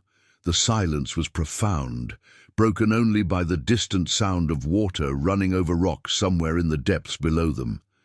This canyon was formed over millions of years by a combination of glacial action and erosion from the stream that still runs along the canyon floor, Catherine explained, consulting her research notes. The granite walls you see are part of a geological formation that extends throughout this region of Alaska, and the fracture patterns in the rock create natural shelters and caves that serve as denning sites for a variety of wildlife species.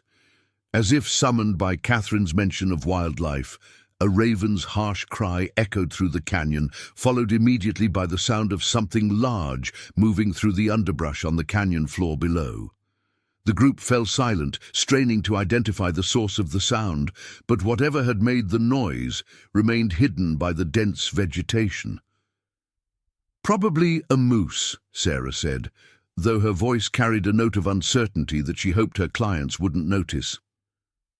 "They're common in this area, especially near water sources. We'll want to maintain extra vigilance around the stream when we reach the canyon floor." The remainder of the morning passed without incident as the group continued their descent along the increasingly narrow trail. By 11:30 a.m., they had reached the canyon floor and were following a faint path that wound between fallen logs and patches of dense undergrowth toward their planned campsite, approximately 2 miles upstream. The stream itself was roughly 20 feet wide and perhaps 3 feet deep at its center, with clear, cold water flowing over a bed of smooth granite stones and fallen logs. The forest floor was carpeted with a thick layer of moss, fallen leaves, and decomposing organic matter that muffled their footsteps and created an almost cathedral-like atmosphere of hushed quiet.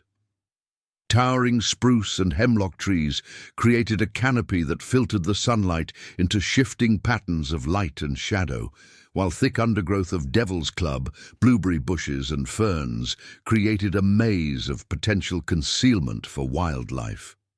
It was Dr. Morrison who first noticed the tracks. "Sarah," he called quietly, pointing to a section of soft earth beside the stream where the morning's frost had preserved a series of impressions in remarkable detail. "I think you should look at this."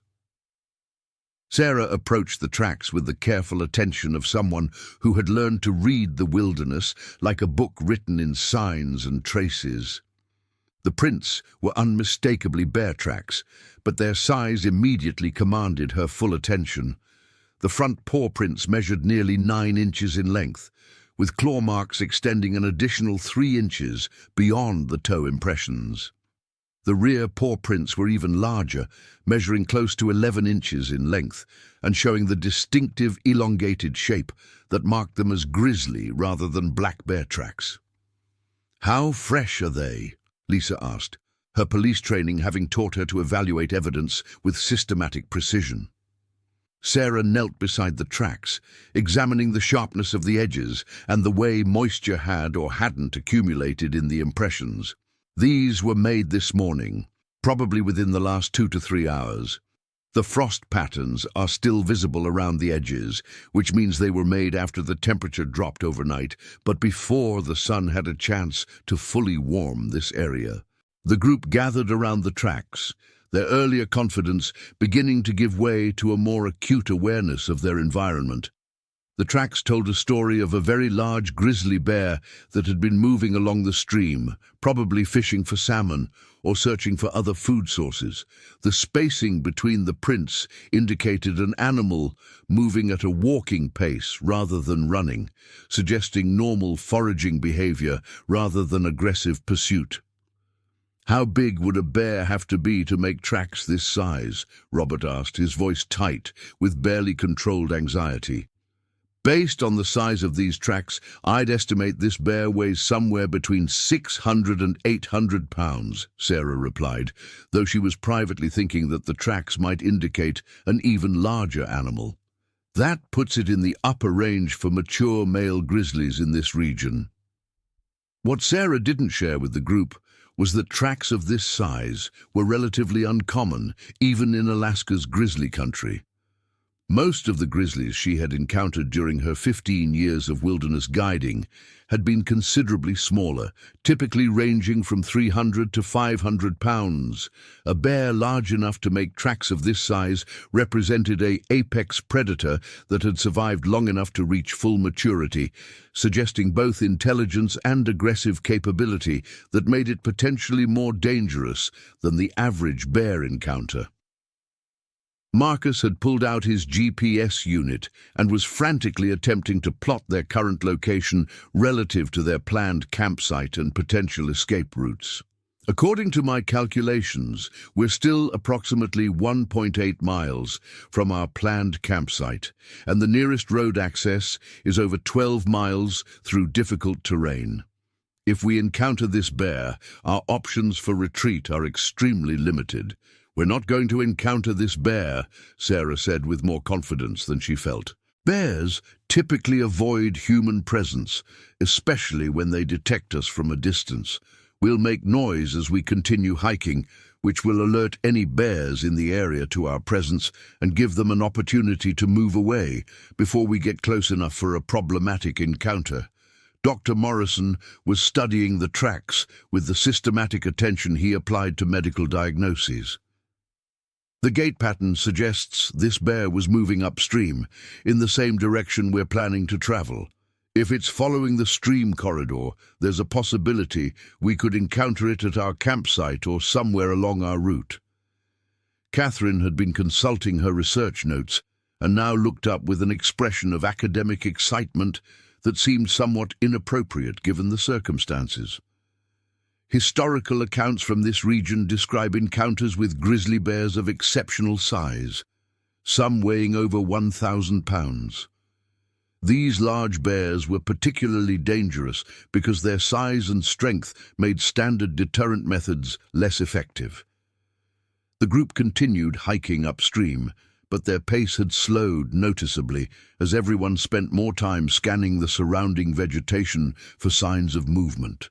The cheerful conversation that had characterized the morning had been replaced by tense silence, broken only by occasional whispered comments about suspicious sounds or shapes in the underbrush. By 12:45 p.m., they had covered an additional mile and were approaching a section of the canyon where the stream took a sharp bend to the west, creating a small meadow surrounded by particularly dense forest. Sarah had chosen this location for their first night's campsite because it offered good access to water, level ground for tents, and multiple escape routes in case of emergency. As they rounded the bend and the meadow came into view, however, Sarah's blood ran cold. The meadow was occupied. A grizzly bear of extraordinary size was standing in the center of the clearing, its massive head lowered as it fed on something that Sarah couldn't immediately identify. Even at a distance of approximately 100 yards, the bear's size was unmistakable. Its shoulder height appeared to exceed 4 feet, and its overall body mass created an impression of raw power that was both magnificent and terrifying. The bear had not yet detected their presence, allowing Sarah a few precious seconds to assess the situation and formulate a response plan. The wind was blowing from the bear toward their location, which meant that their scent was not being carried to the animal.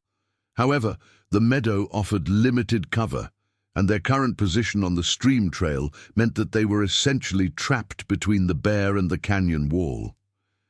"Everyone stop moving," Sarah whispered, her voice barely audible. "Back away slowly toward that cluster of fallen logs, about 30 yards behind us. Do not make any sudden movements and do not speak above a whisper." The group began to retreat with agonizing slowness, each step carefully placed to avoid breaking branches or dislodging stones that might create noise. Marcus was breathing so heavily that Sarah was concerned the sound might alert the bear to their presence. Dr. Morrison had his hand positioned near his bear spray, though he was careful not to make any movements that might be interpreted as aggressive by the animal. They had retreated approximately 20 yards when Robert stepped on a rotting log that collapsed under his weight with a sharp cracking sound that echoed through the meadow like a gunshot. The bear's head snapped up immediately, its small dark eyes scanning the tree line until they fixed directly on the group's position. For a moment that seemed to last forever, predator and humans stared at each other across the meadow while everyone held their breath and waited to see what would happen next. The bear was even larger than Sarah had initially estimated. Standing at full height, it appeared to be well over 7 feet tall, with a massive skull and shoulders that rippled with muscle beneath its thick brown fur. Its claws were clearly visible, curved black daggers that extended several inches beyond its paws. This was not a bear that would be easily deterred by noise or intimidation tactics. For several seconds, the bear remained motionless, apparently assessing the threat level represented by the group of humans. Then, without warning, it began moving toward them at a pace that was deceptively casual, but covered ground with alarming speed.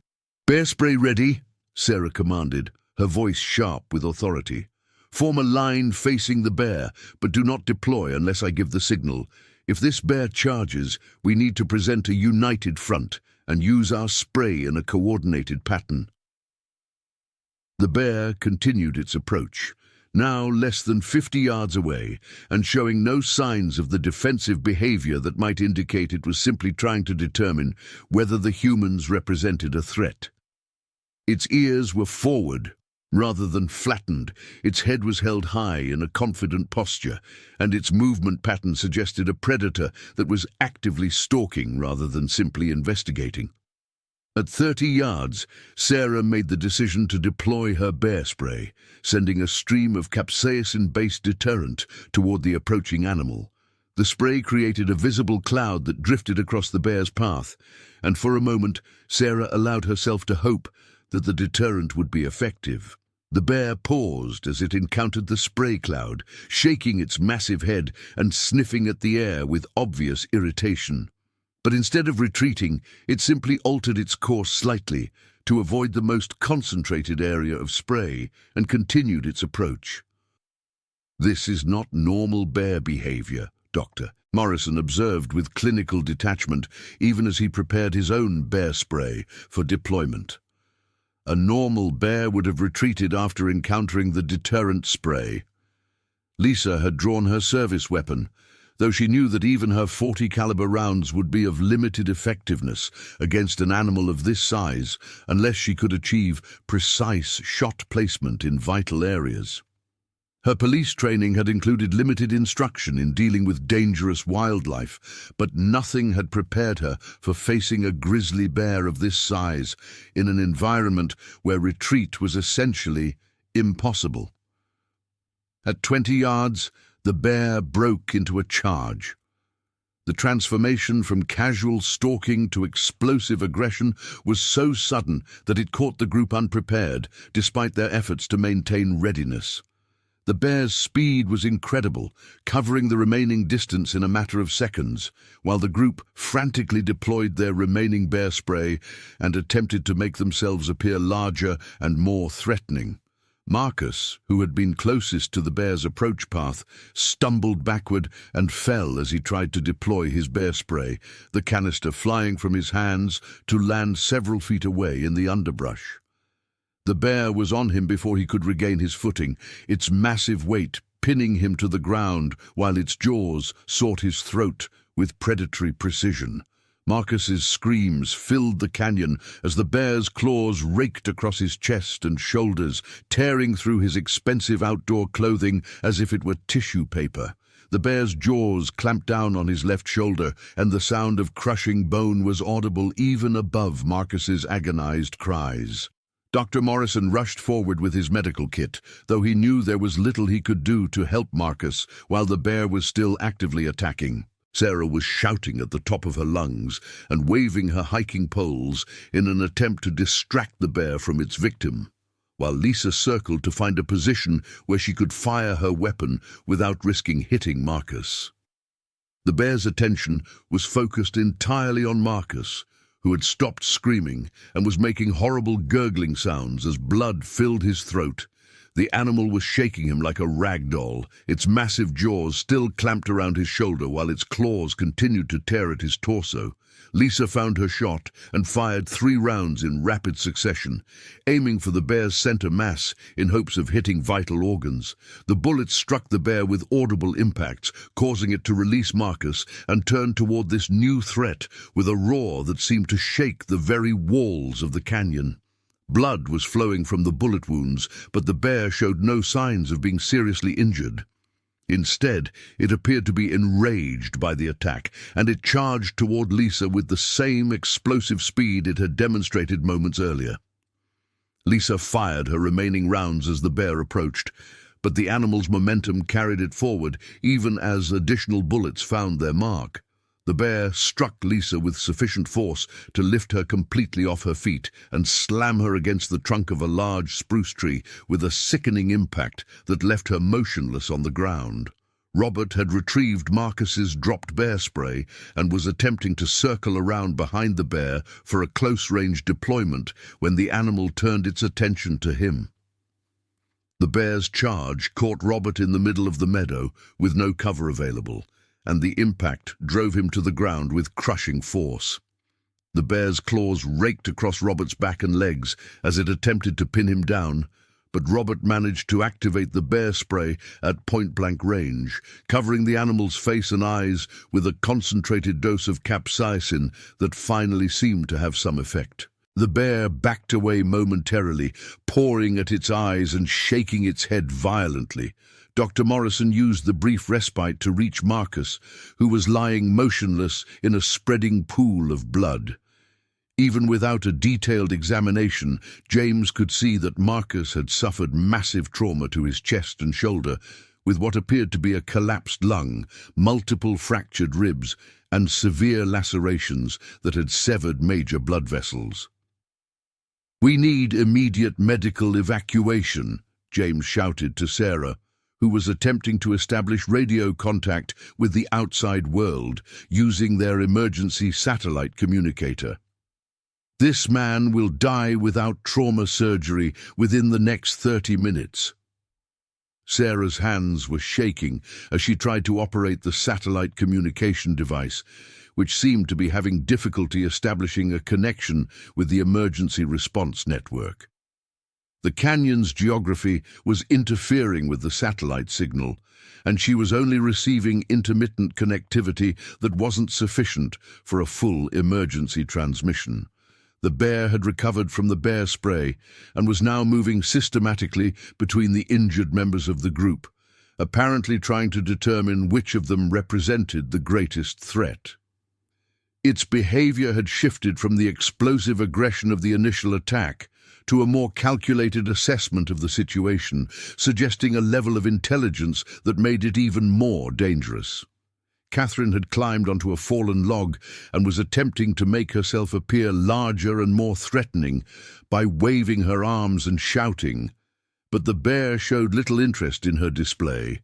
Instead, it approached Robert, who was attempting to crawl toward the tree line despite the severe lacerations on his back and legs. The bear's second attack on Robert was even more violent than the first. Its jaws clamped down on Robert's right leg just below the knee, and the sound of crushing bone was clearly audible as the animal began to drag him away from the group. Robert's screams echoed through the canyon as he tried desperately to deploy his remaining bear spray, but the angle of the attack made it impossible for him to reach the bear's face.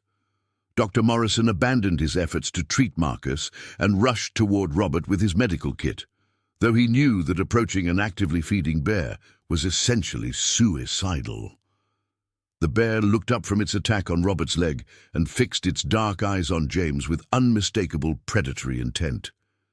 Sarah finally managed to establish satellite communication and began transmitting their GPS coordinates, along with a desperate request for immediate helicopter evacuation. The emergency response operator's voice crackled through the static, requesting additional information about the nature of the emergency and the condition of the victims. "We have multiple casualties from a grizzly bear attack," Sarah transmitted, her voice tight with barely controlled panic. "At least 2 critical injuries requiring immediate trauma surgery. Bear is still active and preventing access to victims. We need armed response team with helicopter evacuation capability." The operator's response was partially lost to static, but Sarah was able to confirm that rescue units were being dispatched to their location. However, the estimated arrival time was over 2 hours, assuming that weather conditions remained favorable for helicopter operations in the canyon. 2 hours was far longer than Marcus could survive without medical intervention, and Robert's injuries were also potentially fatal if the bleeding couldn't be controlled soon. Lisa remained unconscious against the tree where the bear had thrown her, and Sarah couldn't tell whether she was breathing from her current position. The bear had dragged Robert approximately 20 yards from the group and was now feeding on his leg with the methodical efficiency of a predator that had killed many times before. Robert had stopped screaming and appeared to be unconscious, though whether from shock, blood loss, or head trauma was impossible to determine. Catherine had climbed higher onto the fallen log and was continuing her attempts to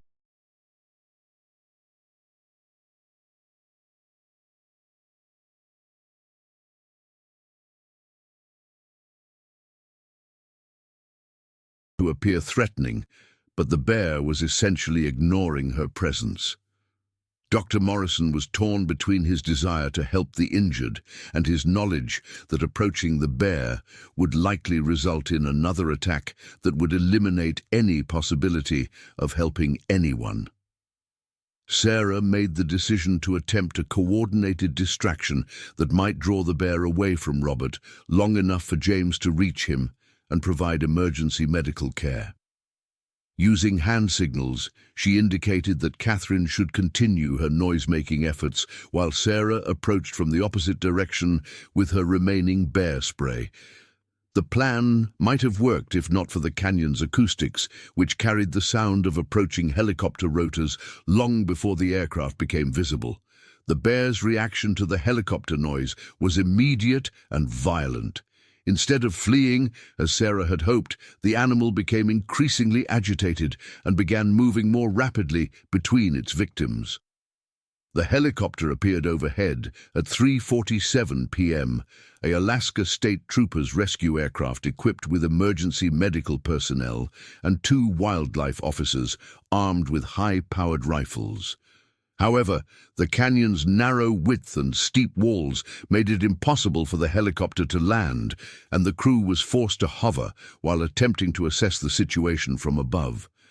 The helicopter's downwash created a whirlwind of dust and debris in the meadow, further agitating the bear and making it difficult for the ground team to coordinate their actions. The wildlife officers were attempting to establish clear shooting lanes, but the proximity of the victims to the bear made precision shooting extremely difficult. Dr. Morrison made a desperate decision to rush toward Robert while the bear was distracted by the helicopter overhead. He managed to reach Robert's position and began applying emergency trauma dressings to the massive leg wound, but the bear's attention was immediately drawn to this new activity. The bear charged toward Dr. Morrison with the same explosive speed it had demonstrated throughout the attack. James barely had time to look up before the animal struck him with enough force to drive him several feet backward. The bear's claws raked across his chest and arms as he fell, opening deep lacerations that immediately began bleeding profusely. From the helicopter overhead, one of the wildlife officers finally achieved a clear shot and fired a high-powered rifle round that struck the bear in the center of its chest. The impact staggered the animal, but did not bring it down immediately. A second shot to the head finally ended the attack, and the massive bear collapsed beside Robert's motionless form. The rescue operation that followed was a complex coordination between ground personnel rappelling from the helicopter, emergency medical technicians, and additional wildlife officers who secured the area to ensure that no other bears were in the immediate vicinity. The victims were stabilized on scene before being airlifted to Providence, Alaska Medical Center in Anchorage for emergency surgery. Marcus Holloway was pronounced dead on arrival at the hospital, having suffered massive internal trauma that proved unsurvivable despite the best efforts of the emergency medical team. His injuries included a collapsed lung, multiple fractured ribs, severe lacerations to major blood vessels, and crush injuries to his left shoulder that had resulted in fatal blood loss. Robert Chang underwent emergency surgery to repair the massive damage to his right leg, but despite the efforts of an orthopedic surgical team, the extent of the bone and tissue damage required amputation below the knee.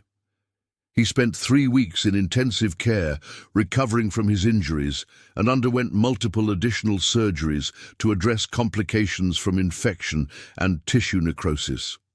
Dr. James Morrison required emergency surgery to repair lacerations to his chest and arms, along with treatment for several fractured ribs sustained when the bear struck him. His medical knowledge likely saved his life, as he was able to apply effective trauma care to his own injuries while waiting for helicopter evacuation. Detective Lisa Ramirez suffered a severe concussion and spinal compression fractures when the bear threw her against the tree. She spent 2 months in rehabilitation, learning to walk again, and eventually returned to modified duty with the Anchorage Police Department, though she was no longer able to participate in physically demanding assignments. Sarah Chen and Professor Catherine Wells escaped serious physical injury, though both required counseling to address the psychological trauma of witnessing the attack and their inability to prevent the deaths and injuries of their expedition members. The Alaska Department of Fish and Game conducted a thorough investigation of the incident, ultimately determining that the bear's aggressive behavior was likely due to a combination of factors, including its exceptional size and age, possible neurological damage from previous encounters with humans, and the canyon's geography, which created unusual territorial pressures. The bear itself was determined to be a mature male grizzly, weighing 847 pounds, making it one of the largest grizzly bears ever documented in Alaska. Examination of the carcass revealed evidence of old bullet wounds and trap injuries, suggesting that the animal had survived multiple previous encounters with humans and had developed an aggressive response to human presence rather than the typical avoidance behavior. Wildlife biologists noted that bears of exceptional size often exhibit different behavioral patterns than average-sized animals, including increased territorial aggression and reduced fear of humans. The combination of the bear's size, experience, and the confined environment of Devil's Canyon had created a situation where normal bear deterrent methods were ineffective. The incident led to significant changes in wilderness expedition protocols throughout Alaska, including requirements for larger groups, additional communication equipment, and enhanced training in bear encounter procedures. Devil's Canyon was temporarily closed to recreational use, while wildlife officials conducted additional research into bear population and behavior patterns in the area. The families of the expedition members filed wrongful death and personal injury lawsuits against Sarah's guiding company, alleging inadequate safety precautions and failure to properly assess the risks associated with the chosen route. The legal proceedings continued for 18 months before reaching settlements that were sealed by court order. Sarah Chen never led another wilderness expedition. She continued to work in outdoor education, but in environments much closer to civilization, where emergency response could be measured in minutes rather than hours. The weight of responsibility for what happened in Devil's Canyon proved too heavy for her to carry while maintaining the confidence necessary for wilderness leadership. The incident was featured in multiple television documentaries about wilderness survival and bear attacks, though the families of the victims requested that their names not be used in the productions. The case became a standard study in wilderness medicine programs and emergency response training courses throughout North America. Robert Chang required 17 additional surgeries over the following 3 years to address complications from his injuries and to fit him with a prosthetic leg that would allow him to return to a relatively normal lifestyle. He eventually returned to work in the financial industry, though he never again participated in any outdoor recreational activities. Dr. James Morrison used his experience from the attack to develop improved wilderness emergency medicine protocols and became a leading advocate for enhanced emergency communication systems in remote areas. He continued to participate in wilderness expeditions, though always with significantly larger groups and enhanced safety equipment.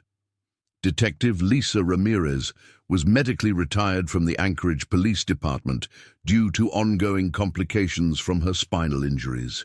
She received full disability benefits and eventually found work as a private investigator, specializing in cases that did not require significant physical activity.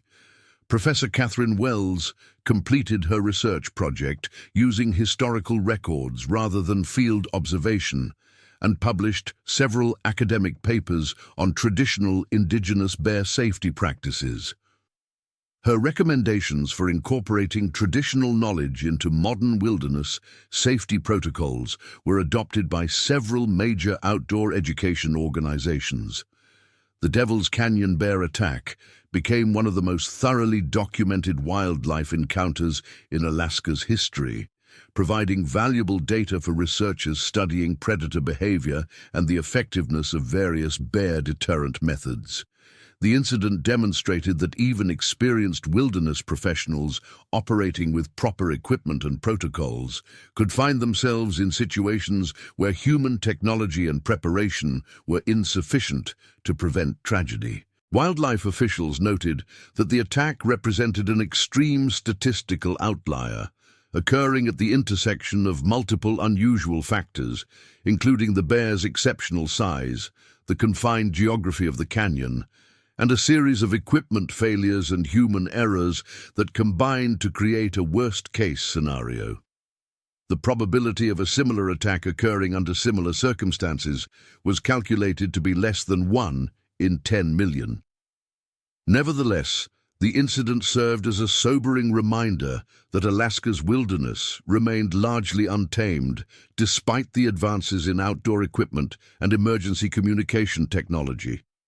The state's grizzly bear population continued to grow, and encounters between humans and bears were becoming more frequent as recreational use of remote areas increased. The bear that attacked the expedition was eventually mounted and displayed at the Alaska Wildlife Conservation Center as an educational exhibit designed to help visitors understand the power and potential danger represented by Alaska's largest predators. A plaque beside the display provided information about bear safety and the importance of respecting wildlife in their natural habitat. The families of Marcus Holloway and the injured expedition members established a memorial fund to support wilderness safety education and emergency response capability improvement in Alaska's remote areas. The fund provided grants for emergency communication equipment, wilderness medicine training, and research into bear behavior and deterrent effectiveness. 10 years after the incident, Devil's Canyon was reopened to recreational use under strict new guidelines that required groups to obtain special permits, carry enhanced emergency communication equipment, and complete comprehensive bear safety training before entering the area. The number of permitted users was limited to prevent overcrowding that might increase the probability of wildlife encounters. The trail where the attack occurred was rerouted to avoid the meadow where Marcus Holloway died, though a small memorial marker was placed at the site to commemorate the incident and remind future visitors of the importance of wildlife safety. The marker bore a simple inscription, in memory of those who reminded us that we are visitors in the wilderness, not its masters. Sarah Chen eventually wrote a book about the incident, donating all proceeds to wilderness safety organizations and search and rescue groups throughout Alaska. The book became required reading in many outdoor education programs and helped establish new standards for expedition planning and emergency preparedness in remote environments. The psychological impact of the attack extended far beyond the immediate participants. Search and rescue personnel who responded to the emergency call reported ongoing stress reactions related to the severity of the injuries they encountered and their inability to prevent Marcus Holloway's death. Several members of the rescue team required counseling to address trauma symptoms related to the incident. The helicopter crew that conducted the evacuation noted that the Devil's Canyon incident represented the most challenging rescue operation of their careers, combining difficult flying conditions with the need to coordinate precision shooting while victims remained in close proximity to an active predator. The experience led to development of new protocols for similar emergencies and enhanced training for wildlife officers involved in helicopter operations.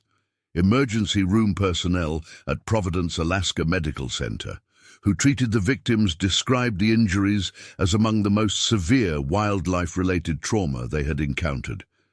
The case became a teaching example in emergency medicine programs, illustrating the massive tissue damage and complex medical challenges associated with large predator attacks. The incident also highlighted the limitations of existing wilderness emergency communication systems, leading to improvements in satellite communication technology and expansion of emergency response capabilities in Alaska's remote areas.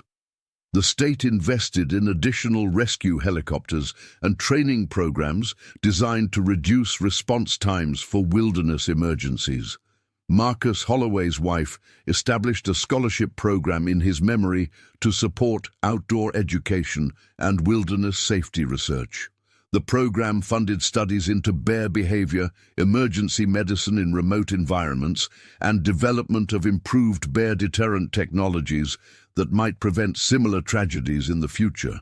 The Alaska Bear Attack Database, maintained by the state's Department of Fish and Game, classified the Devil's Canyon incident as a Type 1 predatory attack, representing the most dangerous category of bear encounter.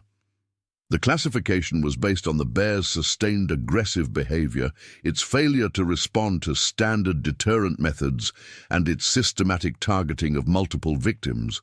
Research into the specific bear involved in the attack revealed that it had been observed in the Devil's Canyon area for at least 8 years prior to the incident, during which time it had shown increasingly aggressive behavior toward humans.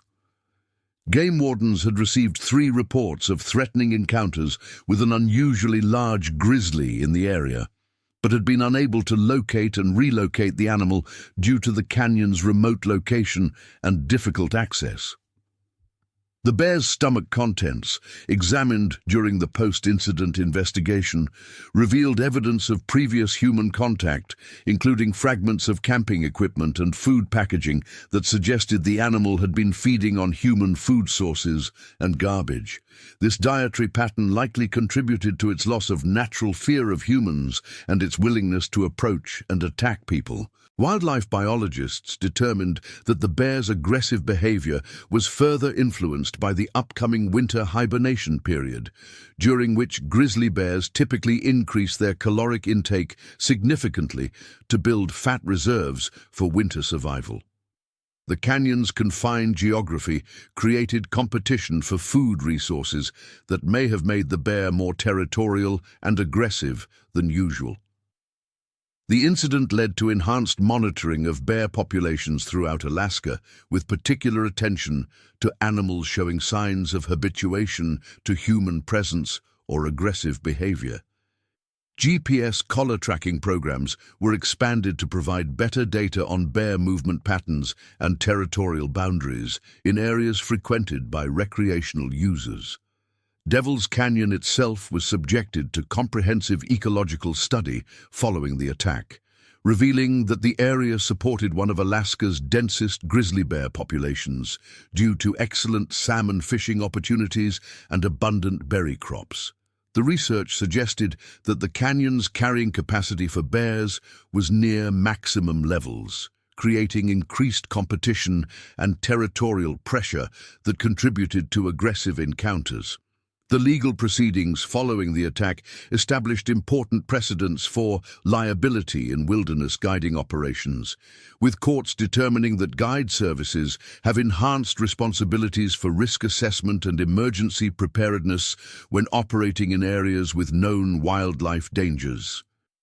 The settlements reached in the case led to industry-wide improvements in insurance requirements and safety protocols. Insurance companies began requiring wilderness guiding operations to carry enhanced liability coverage and demonstrate compliance with detailed safety protocols before providing coverage for expeditions in bear country. The increased insurance costs led some smaller guiding operations to cease operations, while larger companies invested heavily in improved safety equipment and training programs. The incident was studied extensively by military special operations units who operate in similar environments, leading to improvements in wilderness survival training and emergency response procedures for personnel deployed in remote areas with dangerous wildlife populations. The lessons learned from Devil's Canyon were incorporated into survival training programs for pilots, special forces personnel, and other military personnel who might find themselves in similar situations. International wildlife management organizations studied the Devil's Canyon incident as an example of how human recreational use of wilderness areas can create conditions that increase the likelihood of dangerous wildlife encounters. The case study was used to develop guidelines for wilderness recreation management in countries with large predator populations. The psychological research conducted with survivors of the attack contributed to improved understanding of trauma responses to wildlife encounters and helped develop better treatment protocols for individuals who survive predator attacks. The research findings were published in several peer-reviewed journals and influenced clinical practice in treating trauma survivors.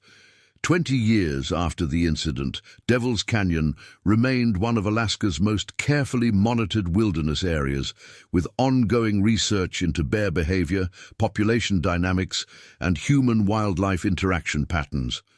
The area continued to attract experienced wilderness enthusiasts, though under much stricter safety protocols than had existed at the time of the attack. The legacy of the Devil's Canyon incident extended far beyond the immediate tragedy, influencing wilderness safety practices, emergency response capabilities, wildlife management policies, and our understanding of the complex relationships between humans and large predators in shared environments.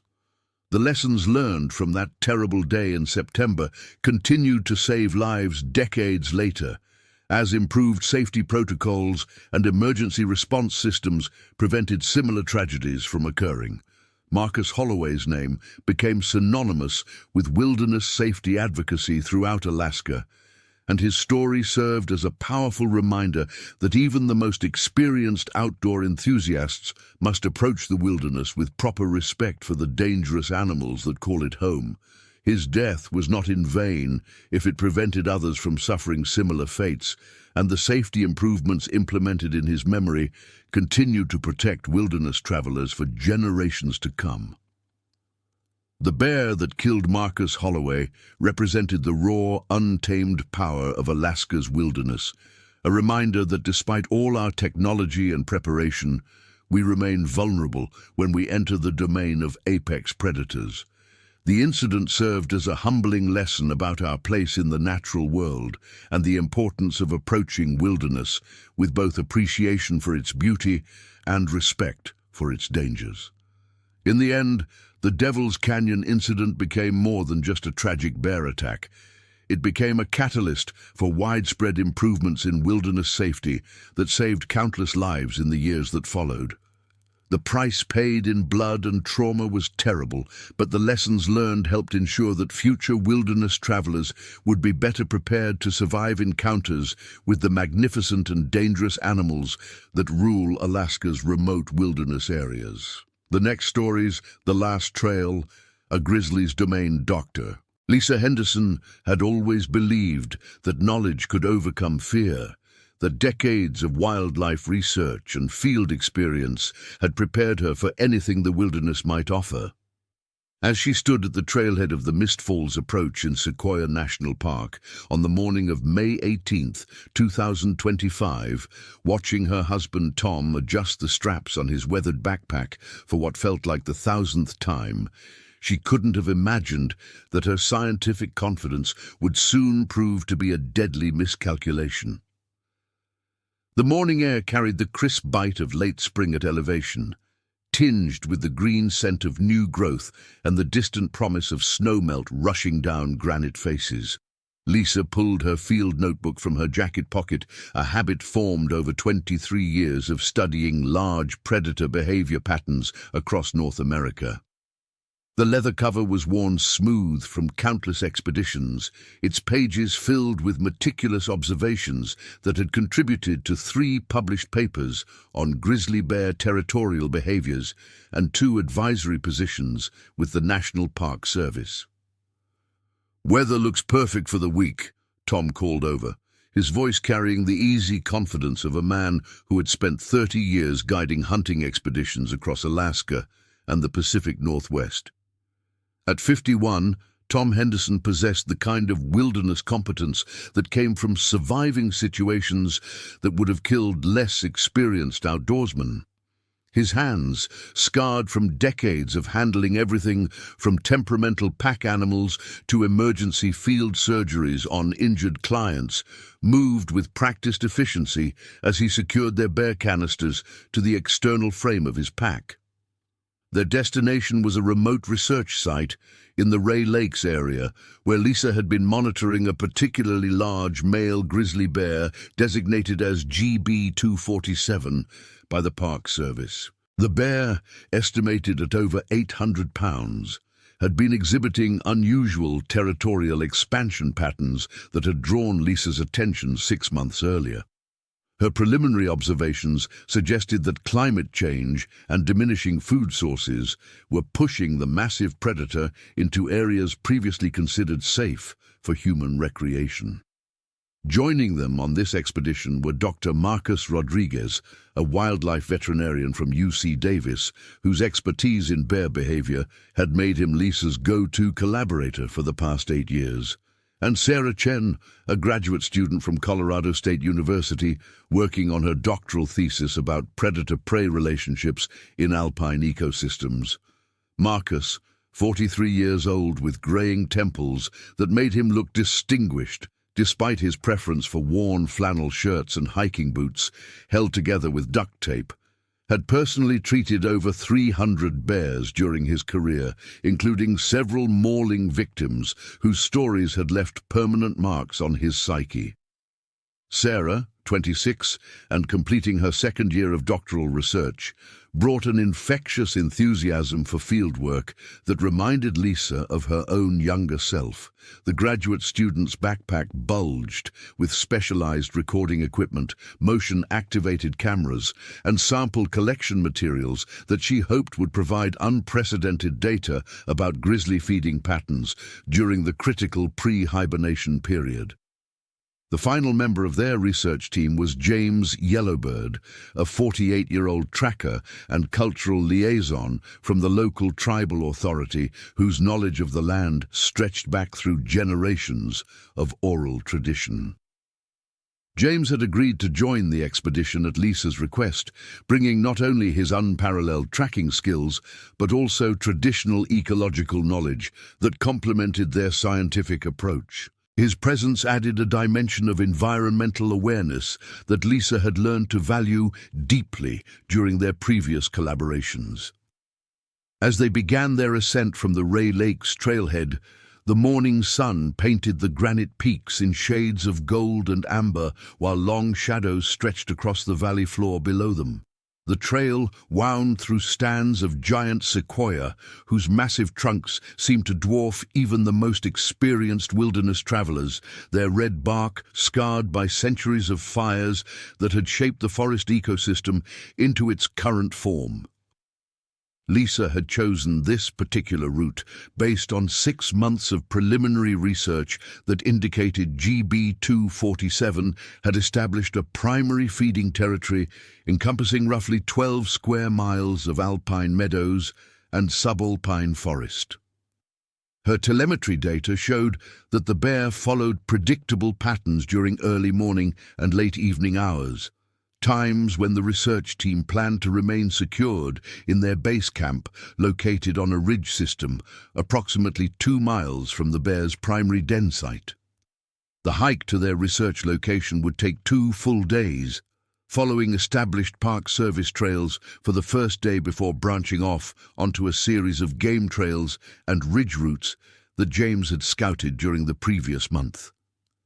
Lisa had obtained all necessary permits for the research, including approval for their camp location from the park's Wildlife Management Office, though she hadn't mentioned to the permitting officer that her telemetry data suggested GB247 had been expanding his territory in the exact direction of their intended campsite. By noon on their first day, the team had covered 8 miles of steady uphill hiking through mixed conifer forest, punctuated by granite outcroppings and seasonal streams fed by snowpack from the peaks above. Tom moved with the steady pace of someone accustomed to carrying heavy loads over long distances, while Marcus documented everything they encountered with a combination of written notes and digital photography that would later supplement their research findings. Sarah's enthusiasm manifested in frequent stops to collect plant samples and photograph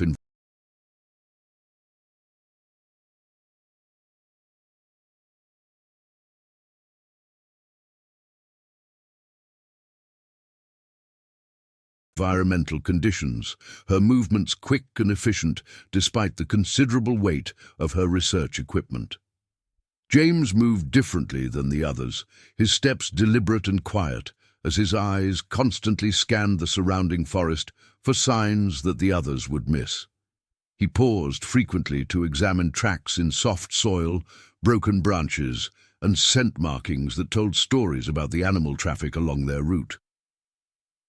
"Fresh bear sign," James announced during their lunch break, beside a small alpine lake whose surface reflected the afternoon sky like polished obsidian. He pointed to a series of claw marks gouged into the bark of a large pine tree, the scratches extending nearly 10 feet up the trunk. The marks were deep and relatively recent, with fresh sap still oozing from the damaged bark. Lisa approached the tree with her camera and measuring tape, documenting the height and spacing of the claw marks with scientific precision. The measurements matched her existing data for GB247, suggesting that their target research subject had passed through this area within the past 72 hours. She felt a familiar mixture of excitement and apprehension as she recorded the GPS coordinates and added detailed notes to her field journal. Size estimation based on claw reach suggests adult male, probably 800 pounds or larger, she dictated into her digital recorder, while Marcus examined additional sign around the base of the tree. The veterinarian's expression had grown thoughtful as he studied the pattern of disturbance in the surrounding vegetation.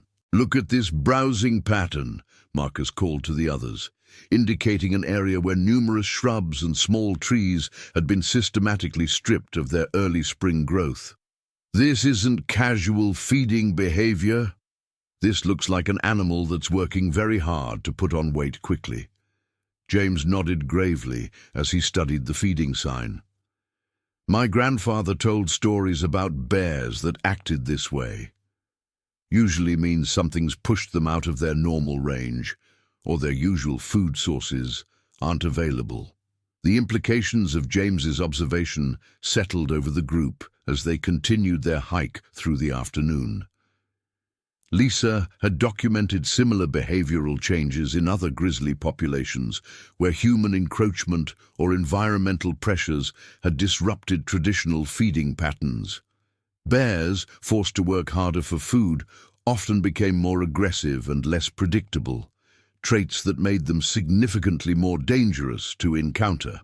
As evening approached, they established their first night's camp in a designated backcountry site beside a meadow dotted with granite boulders the size of automobiles. The location provided excellent sightlines in all directions, while offering natural windbreaks and access to fresh water from a stream that tumbled down from the peaks above. Tom and Marcus worked together to establish a proper bear camp, hanging their food storage at least 12 feet high and 200 yards from their sleeping area. Sarah spent the evening hours setting up her recording equipment around the perimeter of their camp, deploying motion-activated cameras and acoustic sensors that would document any nocturnal animal activity in their vicinity.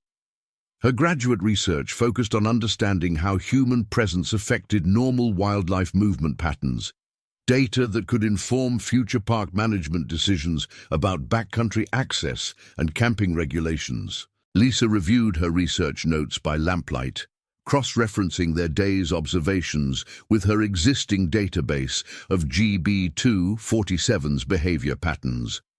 The telemetry data from the bear's tracking collar showed that he had been consistently active in this area during the past week, with movement patterns suggesting he was following a regular circuit between several different feeding locations. "I keep thinking about those claw marks," Marcus said as they prepared for sleep. "The height and spacing were impressive, but it was the depth that concerned me. That bear was really working to mark that tree." James had been unusually quiet during the evening, his attention frequently drawn to the forest around their camp. When Lisa asked about his observations, the tracker's response carried a weight of traditional knowledge accumulated over generations of living close to the land. "The forest feels different up here," he said simply, "not necessarily dangerous, but unsettled, like something's changed the normal patterns." Lisa had learned to trust James's instincts during their previous collaborations. His ability to read environmental signs often provided insights that complemented her scientific data in unexpected ways. As she settled into her sleeping bag, she made a mental note to pay extra attention to any behavioral anomalies they might encounter during the following day. The night passed without incident, though Lisa found herself waking several times to the sound of branches breaking somewhere in the darkness beyond their camp. Each time she listened carefully, but heard nothing more than the normal sounds of wind through trees and water moving over stone. By morning, she had convinced herself that her hypervigilance was simply the result of excitement about beginning their research in earnest. Their second day of hiking took them off established trails and onto the network of game paths and ridge routes that James had identified during his scouting expedition. The terrain became increasingly challenging as they gained elevation, requiring careful navigation across loose rock slopes and through dense thickets of mountain mahogany and manzanita that grew between granite outcroppings. The morning was clear and crisp, with visibility extending for miles across the wilderness landscape below them. Lisa could see their intended research site in the distance, a series of alpine meadows connected by stands of stunted pine and fir trees that provided ideal habitat for the large herbivores that formed the primary prey base for bears in this ecosystem. By mid-morning, they had encountered additional sign of bear activity, including several daybeds scraped into soft soil beneath overhanging rock formations and multiple trees marked with fresh claw scratches. The frequency and distribution of the sign suggested that they were entering the core territory of a large bear, most likely GB247, based on the size and pattern of the markings. "We're definitely in his neighborhood now," Lisa observed as she photographed a particularly impressive set of bite marks on a fallen log. The teeth marks had carved chunks of wood from the dead timber, suggesting that the bear had been working to access insect larvae or other protein sources hidden within the decaying tree. Sarah's motion-activated cameras had recorded several sequences during the night that showed large animals moving through the forest around their camp, though the infrared imagery wasn't clear enough to make positive identifications. The audio recordings included what sounded like heavy breathing and the breaking of branches under significant weight, sounds that could indicate the presence of a large bear or possibly elk moving through the area. As they approached their intended research site, James stopped suddenly and raised his hand to signal the others to halt. His expression had become alert and focused as he studied something ahead of them on the trail. Lisa followed his gaze but couldn't immediately identify what had caught his attention. "Fresh tracks," James said quietly, pointing to a patch of soft earth beside a seasonal stream crossing.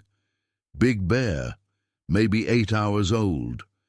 The tracks were indeed impressive, showing the distinctive five-toed print of a grizzly bear with claws extending well beyond the toe marks. Lisa measured the prints carefully, finding them to be just over 11 inches long and nearly 8 inches wide, measurements that confirmed these had been made by a very large adult male bear. More concerning than the size of the tracks was their direction of travel. The bear had been moving along the same route they were following toward their research site, and the spacing between prints suggested the animal had been traveling at a deliberate pace rather than simply passing through the area casually. "How confident are you about the timing?" Lisa asked James as she photographed the tracks from multiple angles. "Very confident," James replied, studying additional sign around the stream crossing. "Edges are still sharp, no debris blown into them. And look here." He pointed to a partial print in mud beside the stream where water had begun to seep back into the depression. "That's definitely less than 8 hours, probably closer to 6. The implications were clear to all of them. GB247 was not only active in this area, but had recently traveled along their exact intended route. Lisa felt her scientific excitement tempered by a growing awareness that they might be intruding into an active predator's territory at a particularly sensitive time. Marcus had been examining the surrounding area while James analyzed the tracks, and his discoveries added another layer of concern to their situation. "Look at this feeding sign," he called from a cluster of berry bushes about 30 yards from the stream. "This is very recent browsing, and it's extensive." The manzanita bushes had been systematically stripped of their early berries, with broken branches and displaced rocks indicating that a large animal had spent considerable time feeding in this location. The pattern of disturbance extended across several hundred square yards, suggesting that the bear had found this to be a particularly productive feeding site worth defending. "This changes our research parameters," Lisa announced after documenting the feeding sign and consulting her GPS unit to confirm their location. "We're not just observing GB247's territory anymore, we're inside it, and he's been actively using this area much more recently than my telemetry data indicated." The team gathered beside the stream to discuss their options. Lisa's original research plan had called for establishing their base camp on a ridge approximately 1 mile from their current location, a site chosen specifically because it appeared to be outside the core territory of any individual bear based on her tracking data. The fresh sign they had discovered suggested that GB247's territorial boundaries were different than she had calculated, possibly due to seasonal changes in food availability or pressure from other bears. "We could modify our camp location," Sarah suggested, studying the topographic map and pointing to an alternative site several miles to the east. "There's another ridge system over here that might give us good observation opportunities without putting us directly in his feeding area." Tom had been listening to the discussion while studying the terrain around them with the eye of someone accustomed to evaluating wilderness risks. "The problem with changing locations now is that we don't know what we might be walking into," he pointed out. "At least here we have some idea of what we're dealing with." James had moved away from the group and was studying the forest with the intense focus that Lisa had learned to recognize as his way of processing complex environmental information. When he returned to join their discussion, his expression was troubled. "There's something else we need to consider," he said quietly. "The feeding patterns we're seeing here suggest this bear is working very hard to gain weight. That could mean he's preparing for an early denning due to environmental stress, or it could mean he's been displaced from better feeding areas by human activity or other bears. Either way, it makes him more unpredictable and potentially more aggressive," Marcus added, his veterinary experience with stressed wildlife informing his assessment of their situation.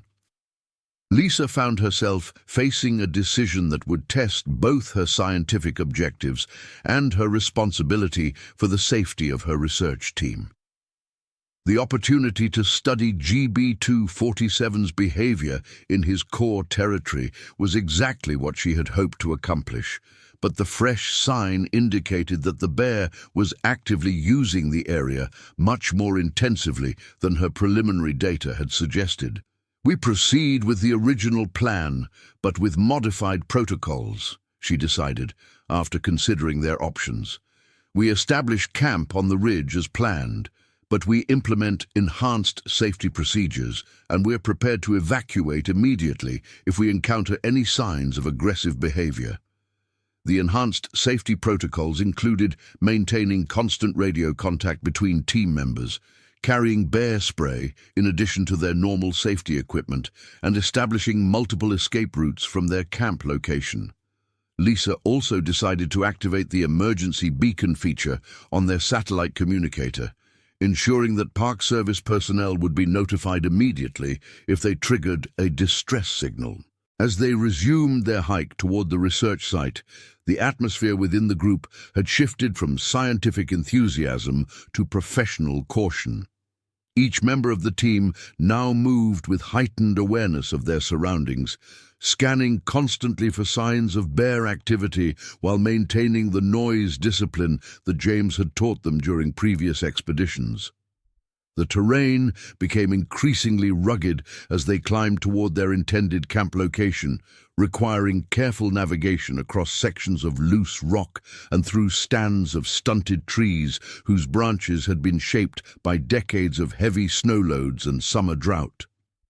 Lisa found herself studying every shadow and movement in the forest around them, her scientific mind cataloguing potential hazards while her survival instincts urged constant vigilance. By late afternoon, they had reached the ridge system where Lisa had planned to establish their research base. The location offered excellent visibility across the valley below, while providing natural windbreaks and access to fresh water from snowmelt that collected in a series of natural rock basins. The site was defensible and offered multiple escape routes, factors that had influenced Lisa's original selection process. As Tom and Marcus began setting up their camp with the meticulous attention to detail that wilderness survival demanded, Sarah deployed her research equipment in a wider perimeter than originally planned, The motion-activated cameras were positioned to provide early warning of any large animals approaching their camp, while her acoustic sensors were calibrated to detect the specific frequency patterns associated with bear vocalizations. James spent the evening hours scouting the immediate area around their camp, reading sign and studying the forest with the intensity of someone whose survival depended on understanding every detail of his environment. When he returned as darkness was settling over the mountains, his report confirmed Lisa's growing sense that they had chosen a location that put them directly in the path of regular bear traffic. "Fresh sign everywhere," he reported as the team gathered around their small camp stove for dinner. "Multiple trails converging on this ridge, all showing recent use by large animals. This isn't just feeding territory. This is a major travel corridor." Lisa studied her topographic maps by headlamp light, correlating James's observations with her existing telemetry data for GB247. The bear's tracking collar had shown consistent movement patterns through this area, but her analysis had focused on general territory size rather than specific travel routes. The fresh sign indicated that she had miscalculated the significance of this particular ridge system in the bear's daily movement patterns. "We're learning more than I expected," she admitted to the team as they prepared for their first night in bear country. "The question is whether we're learning it safely." Marcus had been unusually quiet during the evening, his attention focused on the forest around their camp, with the intensity of someone listening for specific sounds. When Lisa asked about his observations, the veterinarian's response reflected his years of experience treating the victims of wildlife encounters. "I keep thinking about the feeding behavior we documented today," he said. "Bears that are working that hard to put on weight often become food defensive and territorial in ways that make them extremely dangerous to encounter." Sarah had completed her equipment setup and was reviewing the initial data from her sensors when she noticed something that made her call the others over to look at her laptop screen. The acoustic sensors had detected low-frequency vocalizations consistent with bear communication, sounds that were being recorded at regular intervals from multiple directions around their camp. "This suggests we have more than one bear in the area," she explained as they studied the audio waveforms displayed on her computer. "These vocalizations are coming from at least 2 different sources, and they're showing patterns consistent with territorial communication." The implications of Sarah's discovery added another layer of complexity to their situation. Lisa's research had focused on GB247 as an individual animal, but the presence of multiple bears in the same area suggested either territorial disputes or social behaviors that weren't reflected in her existing data.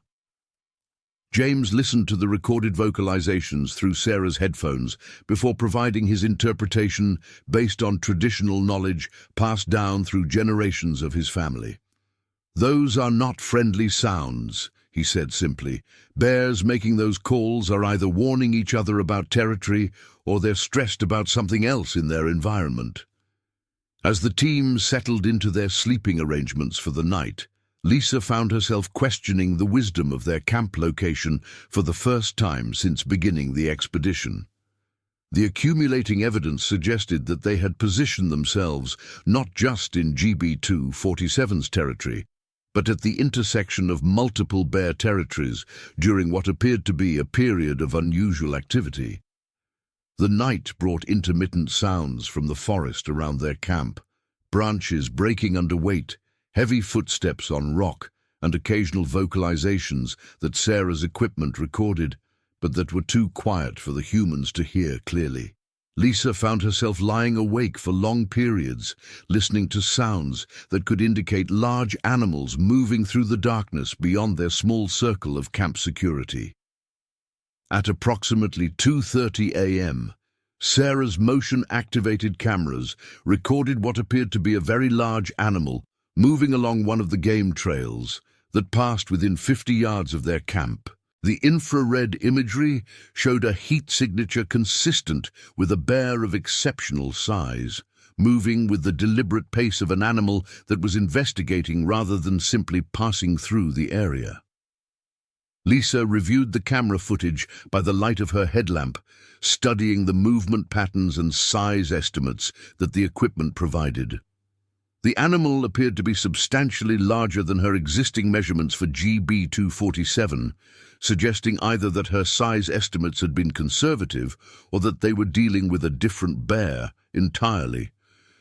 "That's a very big animal," Marcus observed as he studied the images over Lisa's shoulder.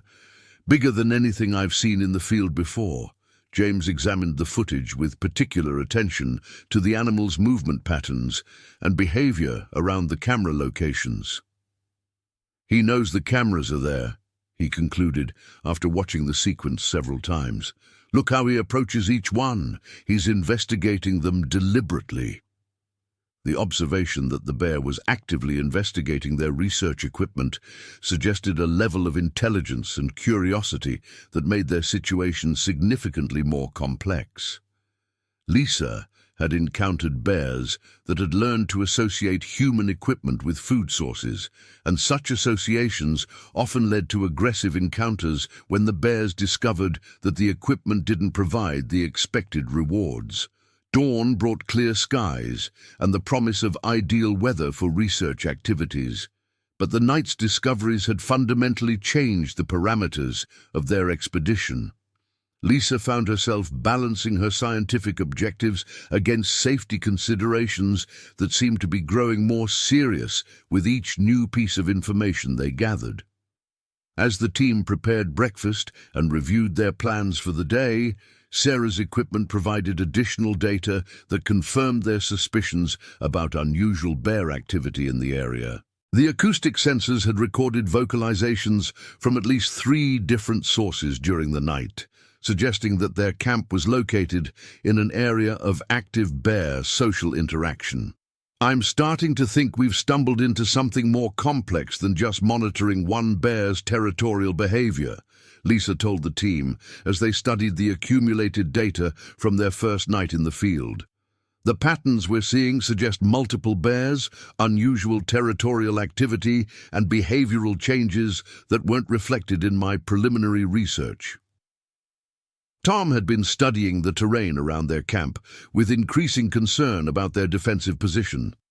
While the ridge provided excellent visibility and multiple escape routes, it also positioned them along what appeared to be a major travel corridor for large predators.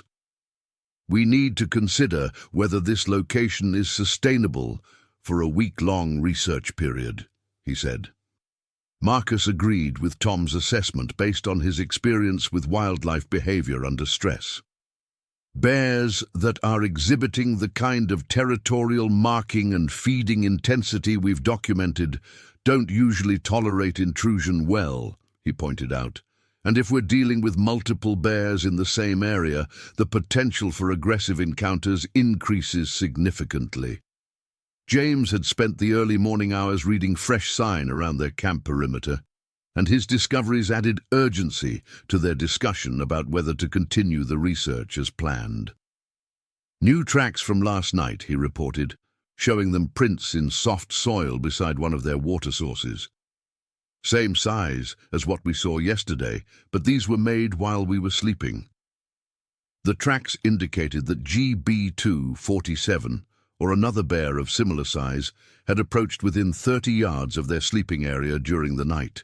The prints showed the animal had paused at their water source, investigated the area thoroughly, and then continued along a trail that led directly past their camp location. Lisa found herself facing a decision that would define not only the success of her research expedition, but potentially the safety of everyone under her leadership. The scientific opportunity was unprecedented. They had achieved access to what appeared to be a critical habitat area during a period of unusual bear activity that could provide insights into predator behavior patterns that had never been documented. However, The accumulating evidence suggested that they had positioned themselves in an extremely dangerous situation.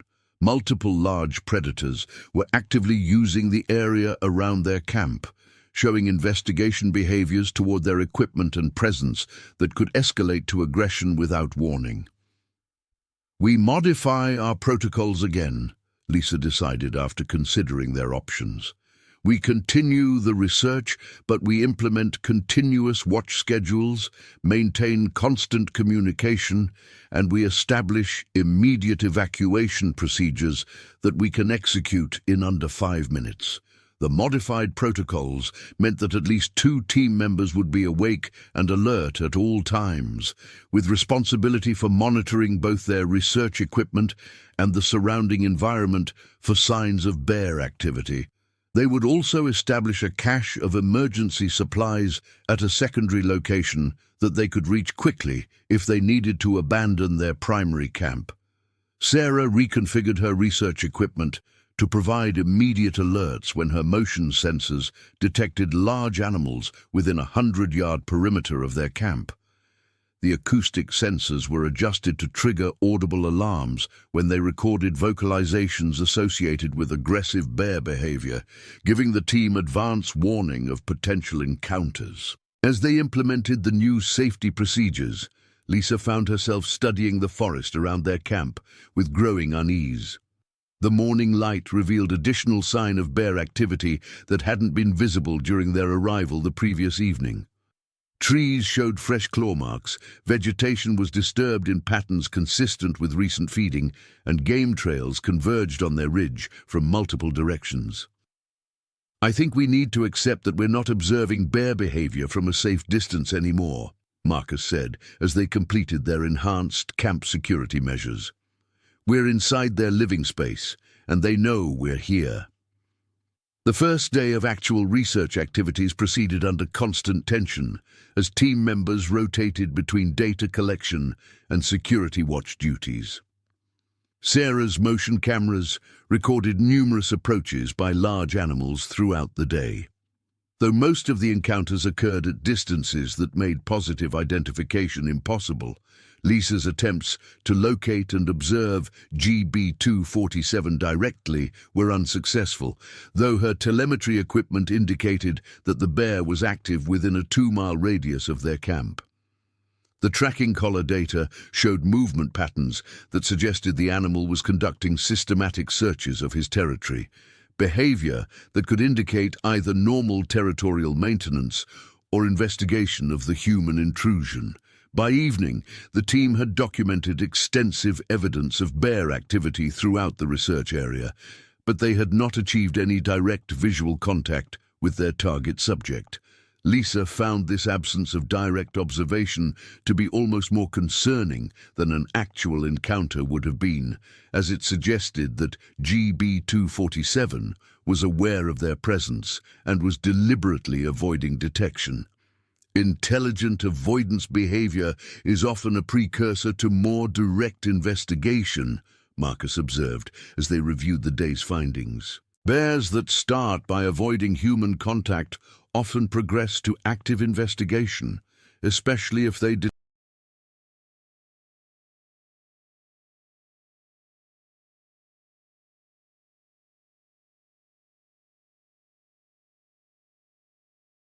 determine that the humans represent a threat to their territory or food sources.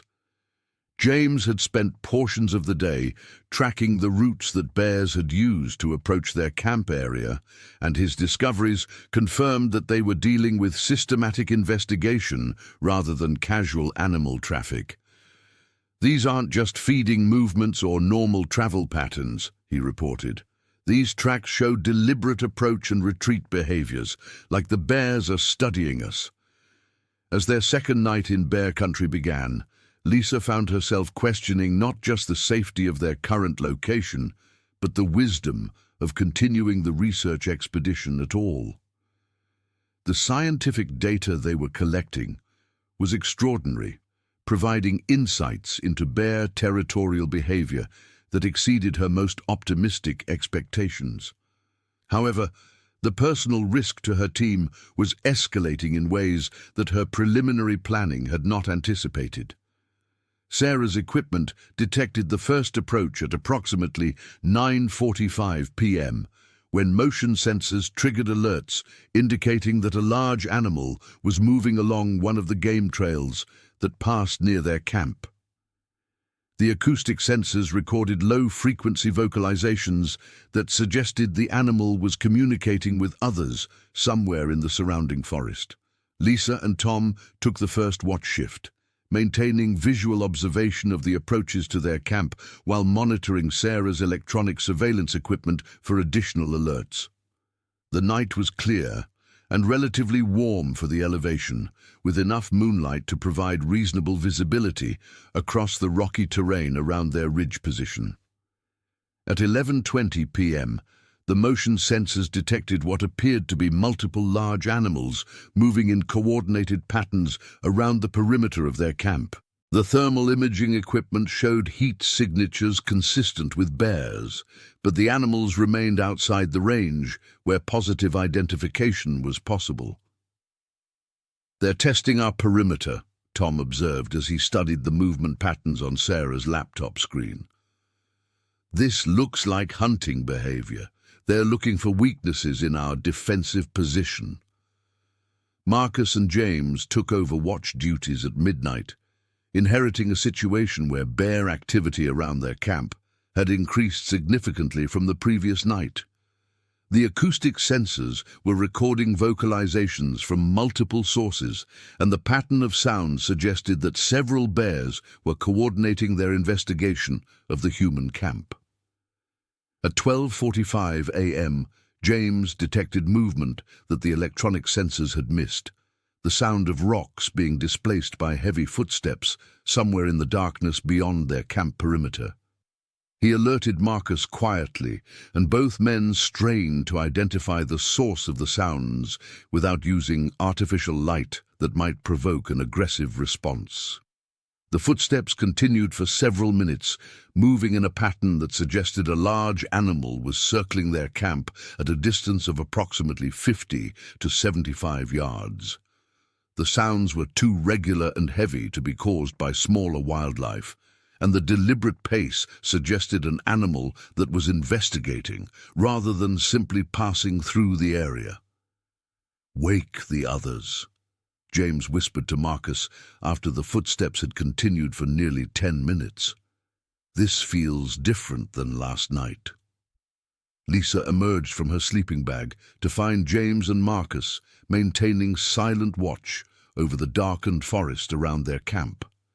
The electronic surveillance equipment showed multiple contacts at various distances, but the most concerning factor was the duration and persistence of the investigation they were experiencing. "How long has this been going on?" Lisa asked quietly as she studied the data from Sarah's sensors. "About 30 minutes of active investigation," Marcus replied. "Multiple animals, coordinated movement patterns, and they're getting closer to our camp perimeter than anything we recorded last night." Sarah joined them with her laptop, reviewing the accumulated data from her surveillance equipment with growing concern. The pattern of approaches and the acoustic signatures suggested that they were dealing with at least 3 different bears, all showing investigation behaviors that were escalating in intensity and duration. "This is not normal territorial behavior," Sarah concluded as she analyzed the movement patterns displayed on her computer screen. "These animals are treating our camp as a specific target of investigation rather than just responding to our presence in their territory." Tom had been preparing their emergency evacuation equipment while listening to the others discuss the bear activity around their camp. His experience with dangerous wildlife encounters had taught him to recognize the signs when a situation was transitioning from manageable risk to immediate danger. "I think we need to seriously consider implementing our evacuation procedures," he said, as another series of heavy footsteps moved through the darkness just beyond the range of their vision. "The investigation behavior we're seeing often precedes more direct contact." Lisa found herself facing the most difficult decision of her professional career. The research data they were collecting was unprecedented and could contribute significantly to understanding bear behavior patterns that might save human lives in future encounters. However, the immediate risk to her team was escalating beyond the parameters of acceptable research risk. As she prepared to make the decision about whether to evacuate their camp, the pattern of bear activity around their perimeter suddenly changed. The acoustic sensors stopped detecting vocalizations, the motion detectors showed no new contacts, and the sounds of movement in the forest ceased completely. "They've stopped," James observed, his voice reflecting both relief and increased concern. "But this kind of sudden cessation often means they're preparing for more direct investigation." The silence stretched for nearly 20 minutes before Sarah's equipment detected a new contact moving along one of the game trails that approached their camp from the east. This approach was different from the previous contacts, slower, more deliberate, and following a direct route toward their camp rather than the circling patterns they had observed earlier. "Single animal, very large, moving directly toward us," Sarah reported as she tracked the contact on her laptop screen. "Estimated distance about 200 yards and closing." Lisa felt her heart rate increase as she realized that their situation had fundamentally changed from passive observation to potential direct encounter. The approaching animal was exhibiting none of the cautious investigation behavior they had documented throughout the evening. Instead, the movement pattern suggested a bear that had completed its assessment and was now approaching with purpose. "Everyone up, emergency procedures," Lisa commanded quietly as the motion sensors tracked the approaching animal to within 150 yards of their camp. "Prepare for immediate evacuation, but maintain quiet until we see what we're dealing with." Tom and Marcus began securing their essential equipment and emergency supplies, while James positioned himself to observe the direction of approach. Sarah continued monitoring her surveillance equipment while preparing to shut down and pack her research gear if evacuation became necessary. The approaching animal paused at approximately 100 yards from their camp, remaining stationary for several minutes while the team prepared for multiple contingencies. Lisa found herself hoping that the bear would lose interest and withdraw, but her research experience suggested that animals exhibiting this type of investigative approach rarely retreated without completing their assessment. "Movement again," Sarah reported as her sensors detected the animal resuming its approach toward their camp. 75 yards and continuing on the same direct bearing.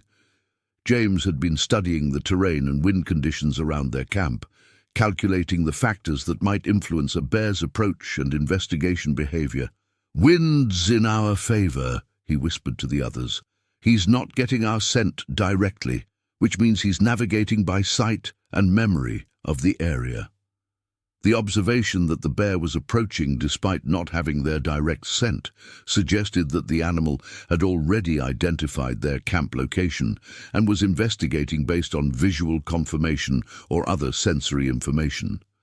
This level of deliberate investigation indicated intelligence and determination that made the encounter significantly more dangerous. At 50 yards, the approaching animal paused again, remaining stationary for nearly 10 minutes while the team maintained silent readiness for evacuation or defense. Lisa could feel the tension among her team members as they waited to see whether the bear would continue its approach or withdraw to a safer distance.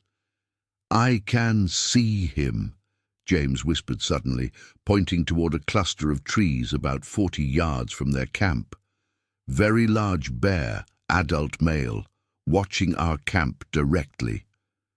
Lisa followed James's indication and caught her first glimpse of what she immediately recognized as GB247, based on the distinctive ear notch and facial scarring that her previous research had documented. The bear was indeed massive, standing motionless among the trees while studying their camp with obvious intelligence and purpose. For nearly 15 minutes, bear and humans maintained visual contact across the darkened ridgetop while each assessed the other for threat potential and intentions. Lisa found herself studying GB-247's posture and behavior for signs that might indicate whether the encounter would remain passive observation or escalate to more direct investigation. The bear's stance appeared relaxed but alert, with no obvious signs of aggression or defensive behavior. However, Lisa's research experience had taught her that bear behavior could change rapidly and without warning, particularly when the animals were investigating unfamiliar situations in their territory. "He's testing us," James observed, as GB-247 remained motionless in his observation position, waiting to see what we do, how we react to his presence. Lisa made the decision to maintain their current positions and avoid any actions that might provoke the bear into closer approach or aggressive behavior. The standoff continued for another 20 minutes before GB-247 finally turned and moved away from their camp, disappearing into the forest as silently as he had approached. "Contact lost," Sarah reported as her motion sensors tracked the bear's departure from their immediate area. "He's moving back along the same route he used to approach." The team maintained emergency readiness for another hour after GB-247's departure, but no additional bear contacts were detected during the remainder of the night. As dawn approached, Lisa found herself reviewing the encounter with a mixture of scientific fascination and sobering awareness of how dangerous their situation had become. "That was a planned investigation," Marcus concluded, as they discussed the night's events over breakfast. "He knew we were here, he knew where we were located, and he came to take a closer look at us on his own terms." James agreed with Marcus's assessment based on his observations of the bear's approach and behavior patterns. That bear was in complete control of the encounter. He could have gotten much closer without us detecting him if he had wanted to. Sarah's equipment had recorded extensive data about the encounter that would provide valuable insights into bear investigation behavior. But Lisa found herself questioning whether the scientific value justified the personal risk they were accepting by remaining in the area. "We've achieved more research objectives in 2 days than I expected to accomplish in a week," she told the team as they considered their options for continuing the expedition. "The question is whether we push our luck by staying longer or preserve what we've learned by evacuating while we can do so safely." Tom had been studying the weather forecast and trail conditions while listening to the discussion about their research objectives.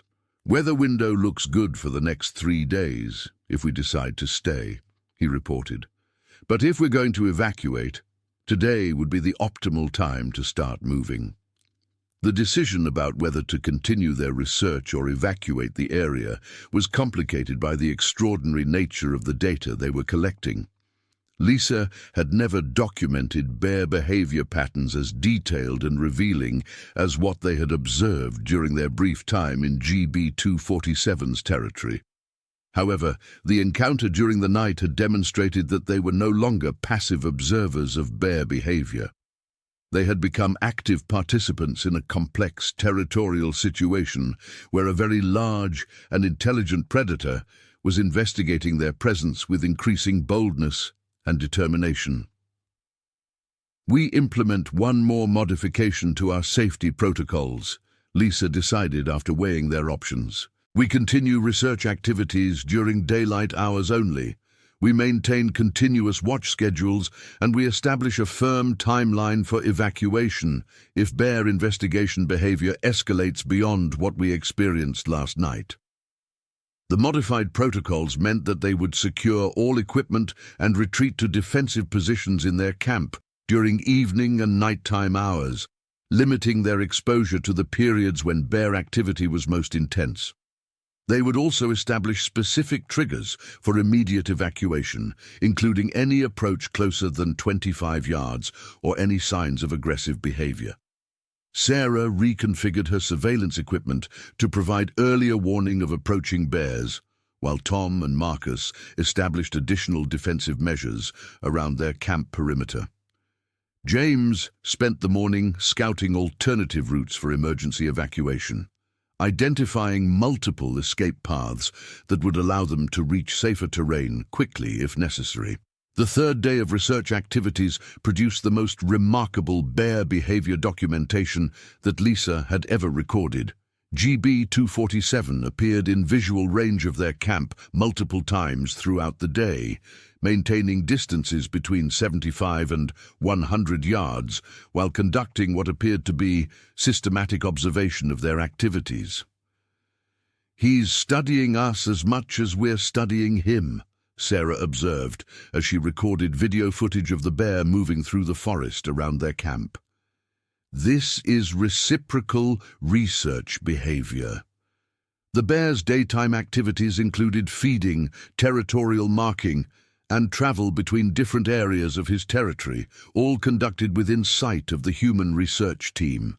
Lisa had never observed such tolerance for human presence in a wild grizzly bear, and she found herself wondering whether GB-247's behavior represented habituation, curiosity, or strategic assessment of a potential threat. Marcus documented several instances where the bear appeared to deliberately position himself where the research team could observe and photograph his activities. "It's almost like he wants us to document his behavior," the veterinarian observed. This level of tolerance for human observation is extremely unusual in wild bears. James interpreted the bear's behavior through the lens of traditional ecological knowledge, suggesting that GB-247 was demonstrating the kind of intelligence and territorial confidence that characterized dominant predators in stable environments. "This bear knows he owns this territory," James explained. "He's not threatened by our presence because he's confident he can control the situation." As evening approached, the team prepared for another night of potential bear investigation while reviewing the extraordinary data they had collected during the day. Lisa found herself torn between scientific excitement about the unprecedented research opportunity and growing concern about the escalating nature of their interactions with GB-247. "Tonight feels different," Tom observed as they completed their evening security preparations. "He's been watching us all day, learning our patterns and behaviors.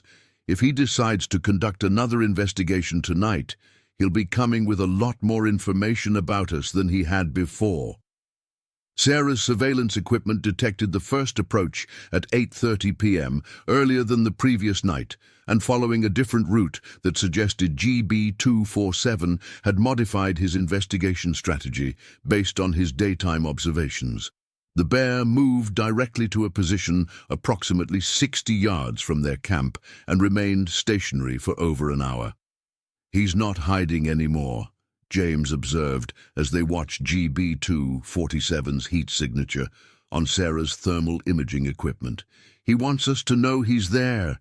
The bear's behavior had shifted from cautious investigation to open observation, a change that indicated increased confidence and familiarity with the human camp. Lisa found this development both fascinating from a research perspective and deeply concerning from a safety standpoint. At 10:15 p.m., GB-247 moved closer to their camp, approaching to within 40 yards before settling into another stationary observation position. The bear remained visible in the moonlight, sitting upright in a position that allowed him to observe the camp while being clearly visible to the humans. "This is unprecedented behavior," Lisa whispered to her team as they watched the massive predator conducting his open observation of their activities. "I've never seen documentation of wild bear behavior like this." Marcus had been studying the bear's posture and movement patterns with particular attention to signs that might indicate the animal's intentions or emotional state. "He doesn't appear aggressive or stressed," the veterinarian observed. "If anything, he seems curious and comfortable."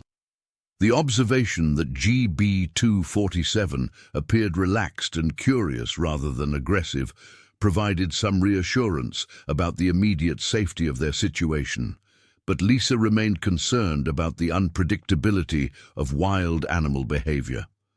Bears could transition from calm curiosity to defensive aggression in seconds if they perceived threats or opportunities that humans might not recognize. At 11:30 p.m., the bear stood and began moving toward their camp in a slow, deliberate approach that brought him to within 25 yards of their sleeping area. This triggered the evacuation threshold that Lisa had established, but GB-247's non-aggressive posture and obvious awareness of their presence made immediate retreat seem potentially more dangerous than maintaining their current positions. "He's not stalking," James observed as he studied the bear's approach behavior. "He's investigating openly, letting us see exactly what he's doing." Lisa faced an impossible decision as GB-247 continued his slow approach to their camp. Her safety protocols demanded immediate evacuation when bears approached within 25 yards. But the bear's obvious awareness of their presence and non-aggressive behavior suggested that sudden movement might provoke exactly the kind of defensive response they were trying to avoid. "Nobody moves," she decided, as GB-247 paused at exactly 20 yards from their camp. "We let him complete his investigation and hope he withdraws voluntarily." For 45 minutes, the massive grizzly bear remained at 20 yards from their camp, studying the humans and their equipment with obvious intelligence and curiosity. Lisa found herself making direct eye contact with one of the most dangerous predators in North America, while hoping that her scientific understanding of bear behavior would prove accurate in this unprecedented situation. GB-247's investigation included careful examination of their equipment, scent analysis of their camp perimeter, and what appeared to be assessment of escape routes and defensive positions. The bear's behavior suggested that he was gathering comprehensive information about the human intrusion into his territory. Finally, at 12:15 a.m., GB-247 turned and walked away from their camp with the same deliberate pace he had used during his approach. The bear disappeared into the forest without looking back, leaving the research team shaken by the closest wild bear encounter any of them had ever experienced. "That changes everything," Marcus said as they watched the bear's heat signature disappear from Sarah's thermal imaging equipment. "We've moved far beyond research observation into direct interaction with a wild predator." Lisa found herself questioning every assumption she had made about bear behavior and human safety protocols. GB-247 had demonstrated intelligence, curiosity, and behavioral flexibility that exceeded her understanding of wild grizzly bear capabilities. The encounter had been simultaneously the most remarkable research experience of her career and the most dangerous situation she had ever voluntarily entered. "We evacuate at first light," she decided, as the implications of the night's encounter settled over the team. "We've pushed this as far as we can safely go, and we've collected enough data to keep me analyzing results for the next 2 years." Tom had been preparing evacuation routes and procedures throughout the evening, and he confirmed that they could begin moving towards safer terrain within an hour of dawn. 6 hours to reach the first established campground, another 4 hours to reach vehicle access, he reported. Sarah began securing her research equipment and preparing the extensive data she had collected for transport back to civilization. The recordings, photographs, and scientific observations from their 3 days in GB-247's territory represented unprecedented documentation of wild bear behavior that would contribute significantly to wildlife management and human safety protocols. As the team prepared for evacuation, James took a final look at the forest around their camp with the kind of environmental awareness that had kept his people alive in bear country for generations. "That bear will be back," he said simply. "He's not done learning about us." The evacuation began at dawn with careful movement along established escape routes while maintaining constant vigilance for signs of bear activity. GB-247's tracking collar indicated that he was still active in the immediate area, though visual contact was not established during their withdrawal from his territory. By mid-morning, the research team had reached safer terrain outside the core area of GB-247's territory, though Lisa found herself looking back toward the ridge where they had experienced the most remarkable wildlife encounter of her career. The scientific data they had collected would require months of analysis, but the personal impact of direct interaction with such an intelligent and powerful predator would influence her understanding of wilderness research for the rest of her life. "I'll never think about bear behavior the same way again," Sarah said as they continued their evacuation toward vehicle access and return to civilization. "That bear was as interested in studying us as we were in studying him." Marcus agreed with Sarah's assessment while reflecting on the implications of their encounter for wildlife management policies.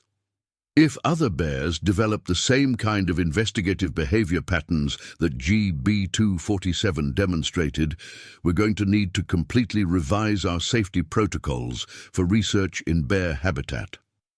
Lisa found herself already planning follow-up research that would build on their unprecedented observations while maintaining safer distances from their subjects.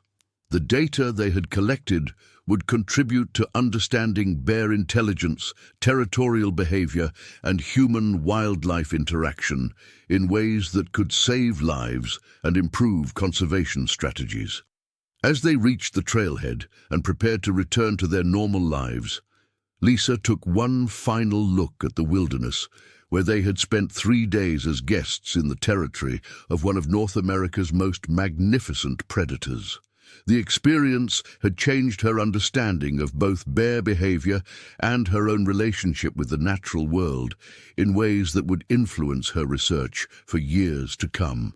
The story of their encounter with GB-247 would eventually contribute to new guidelines for wildlife research safety and provide insights into predator intelligence that challenged existing assumptions about animal behavior. However, the most lasting impact of their expedition was the profound respect it had instilled for the intelligence and territorial instincts of wild bears, and the recognition that humans entering bear habitat were always subject to the permission and tolerance of the animals who called that wilderness home. "I've created a substantial wilderness survival horror story that adapts your premise to focus entirely on adult researchers rather than a family with children.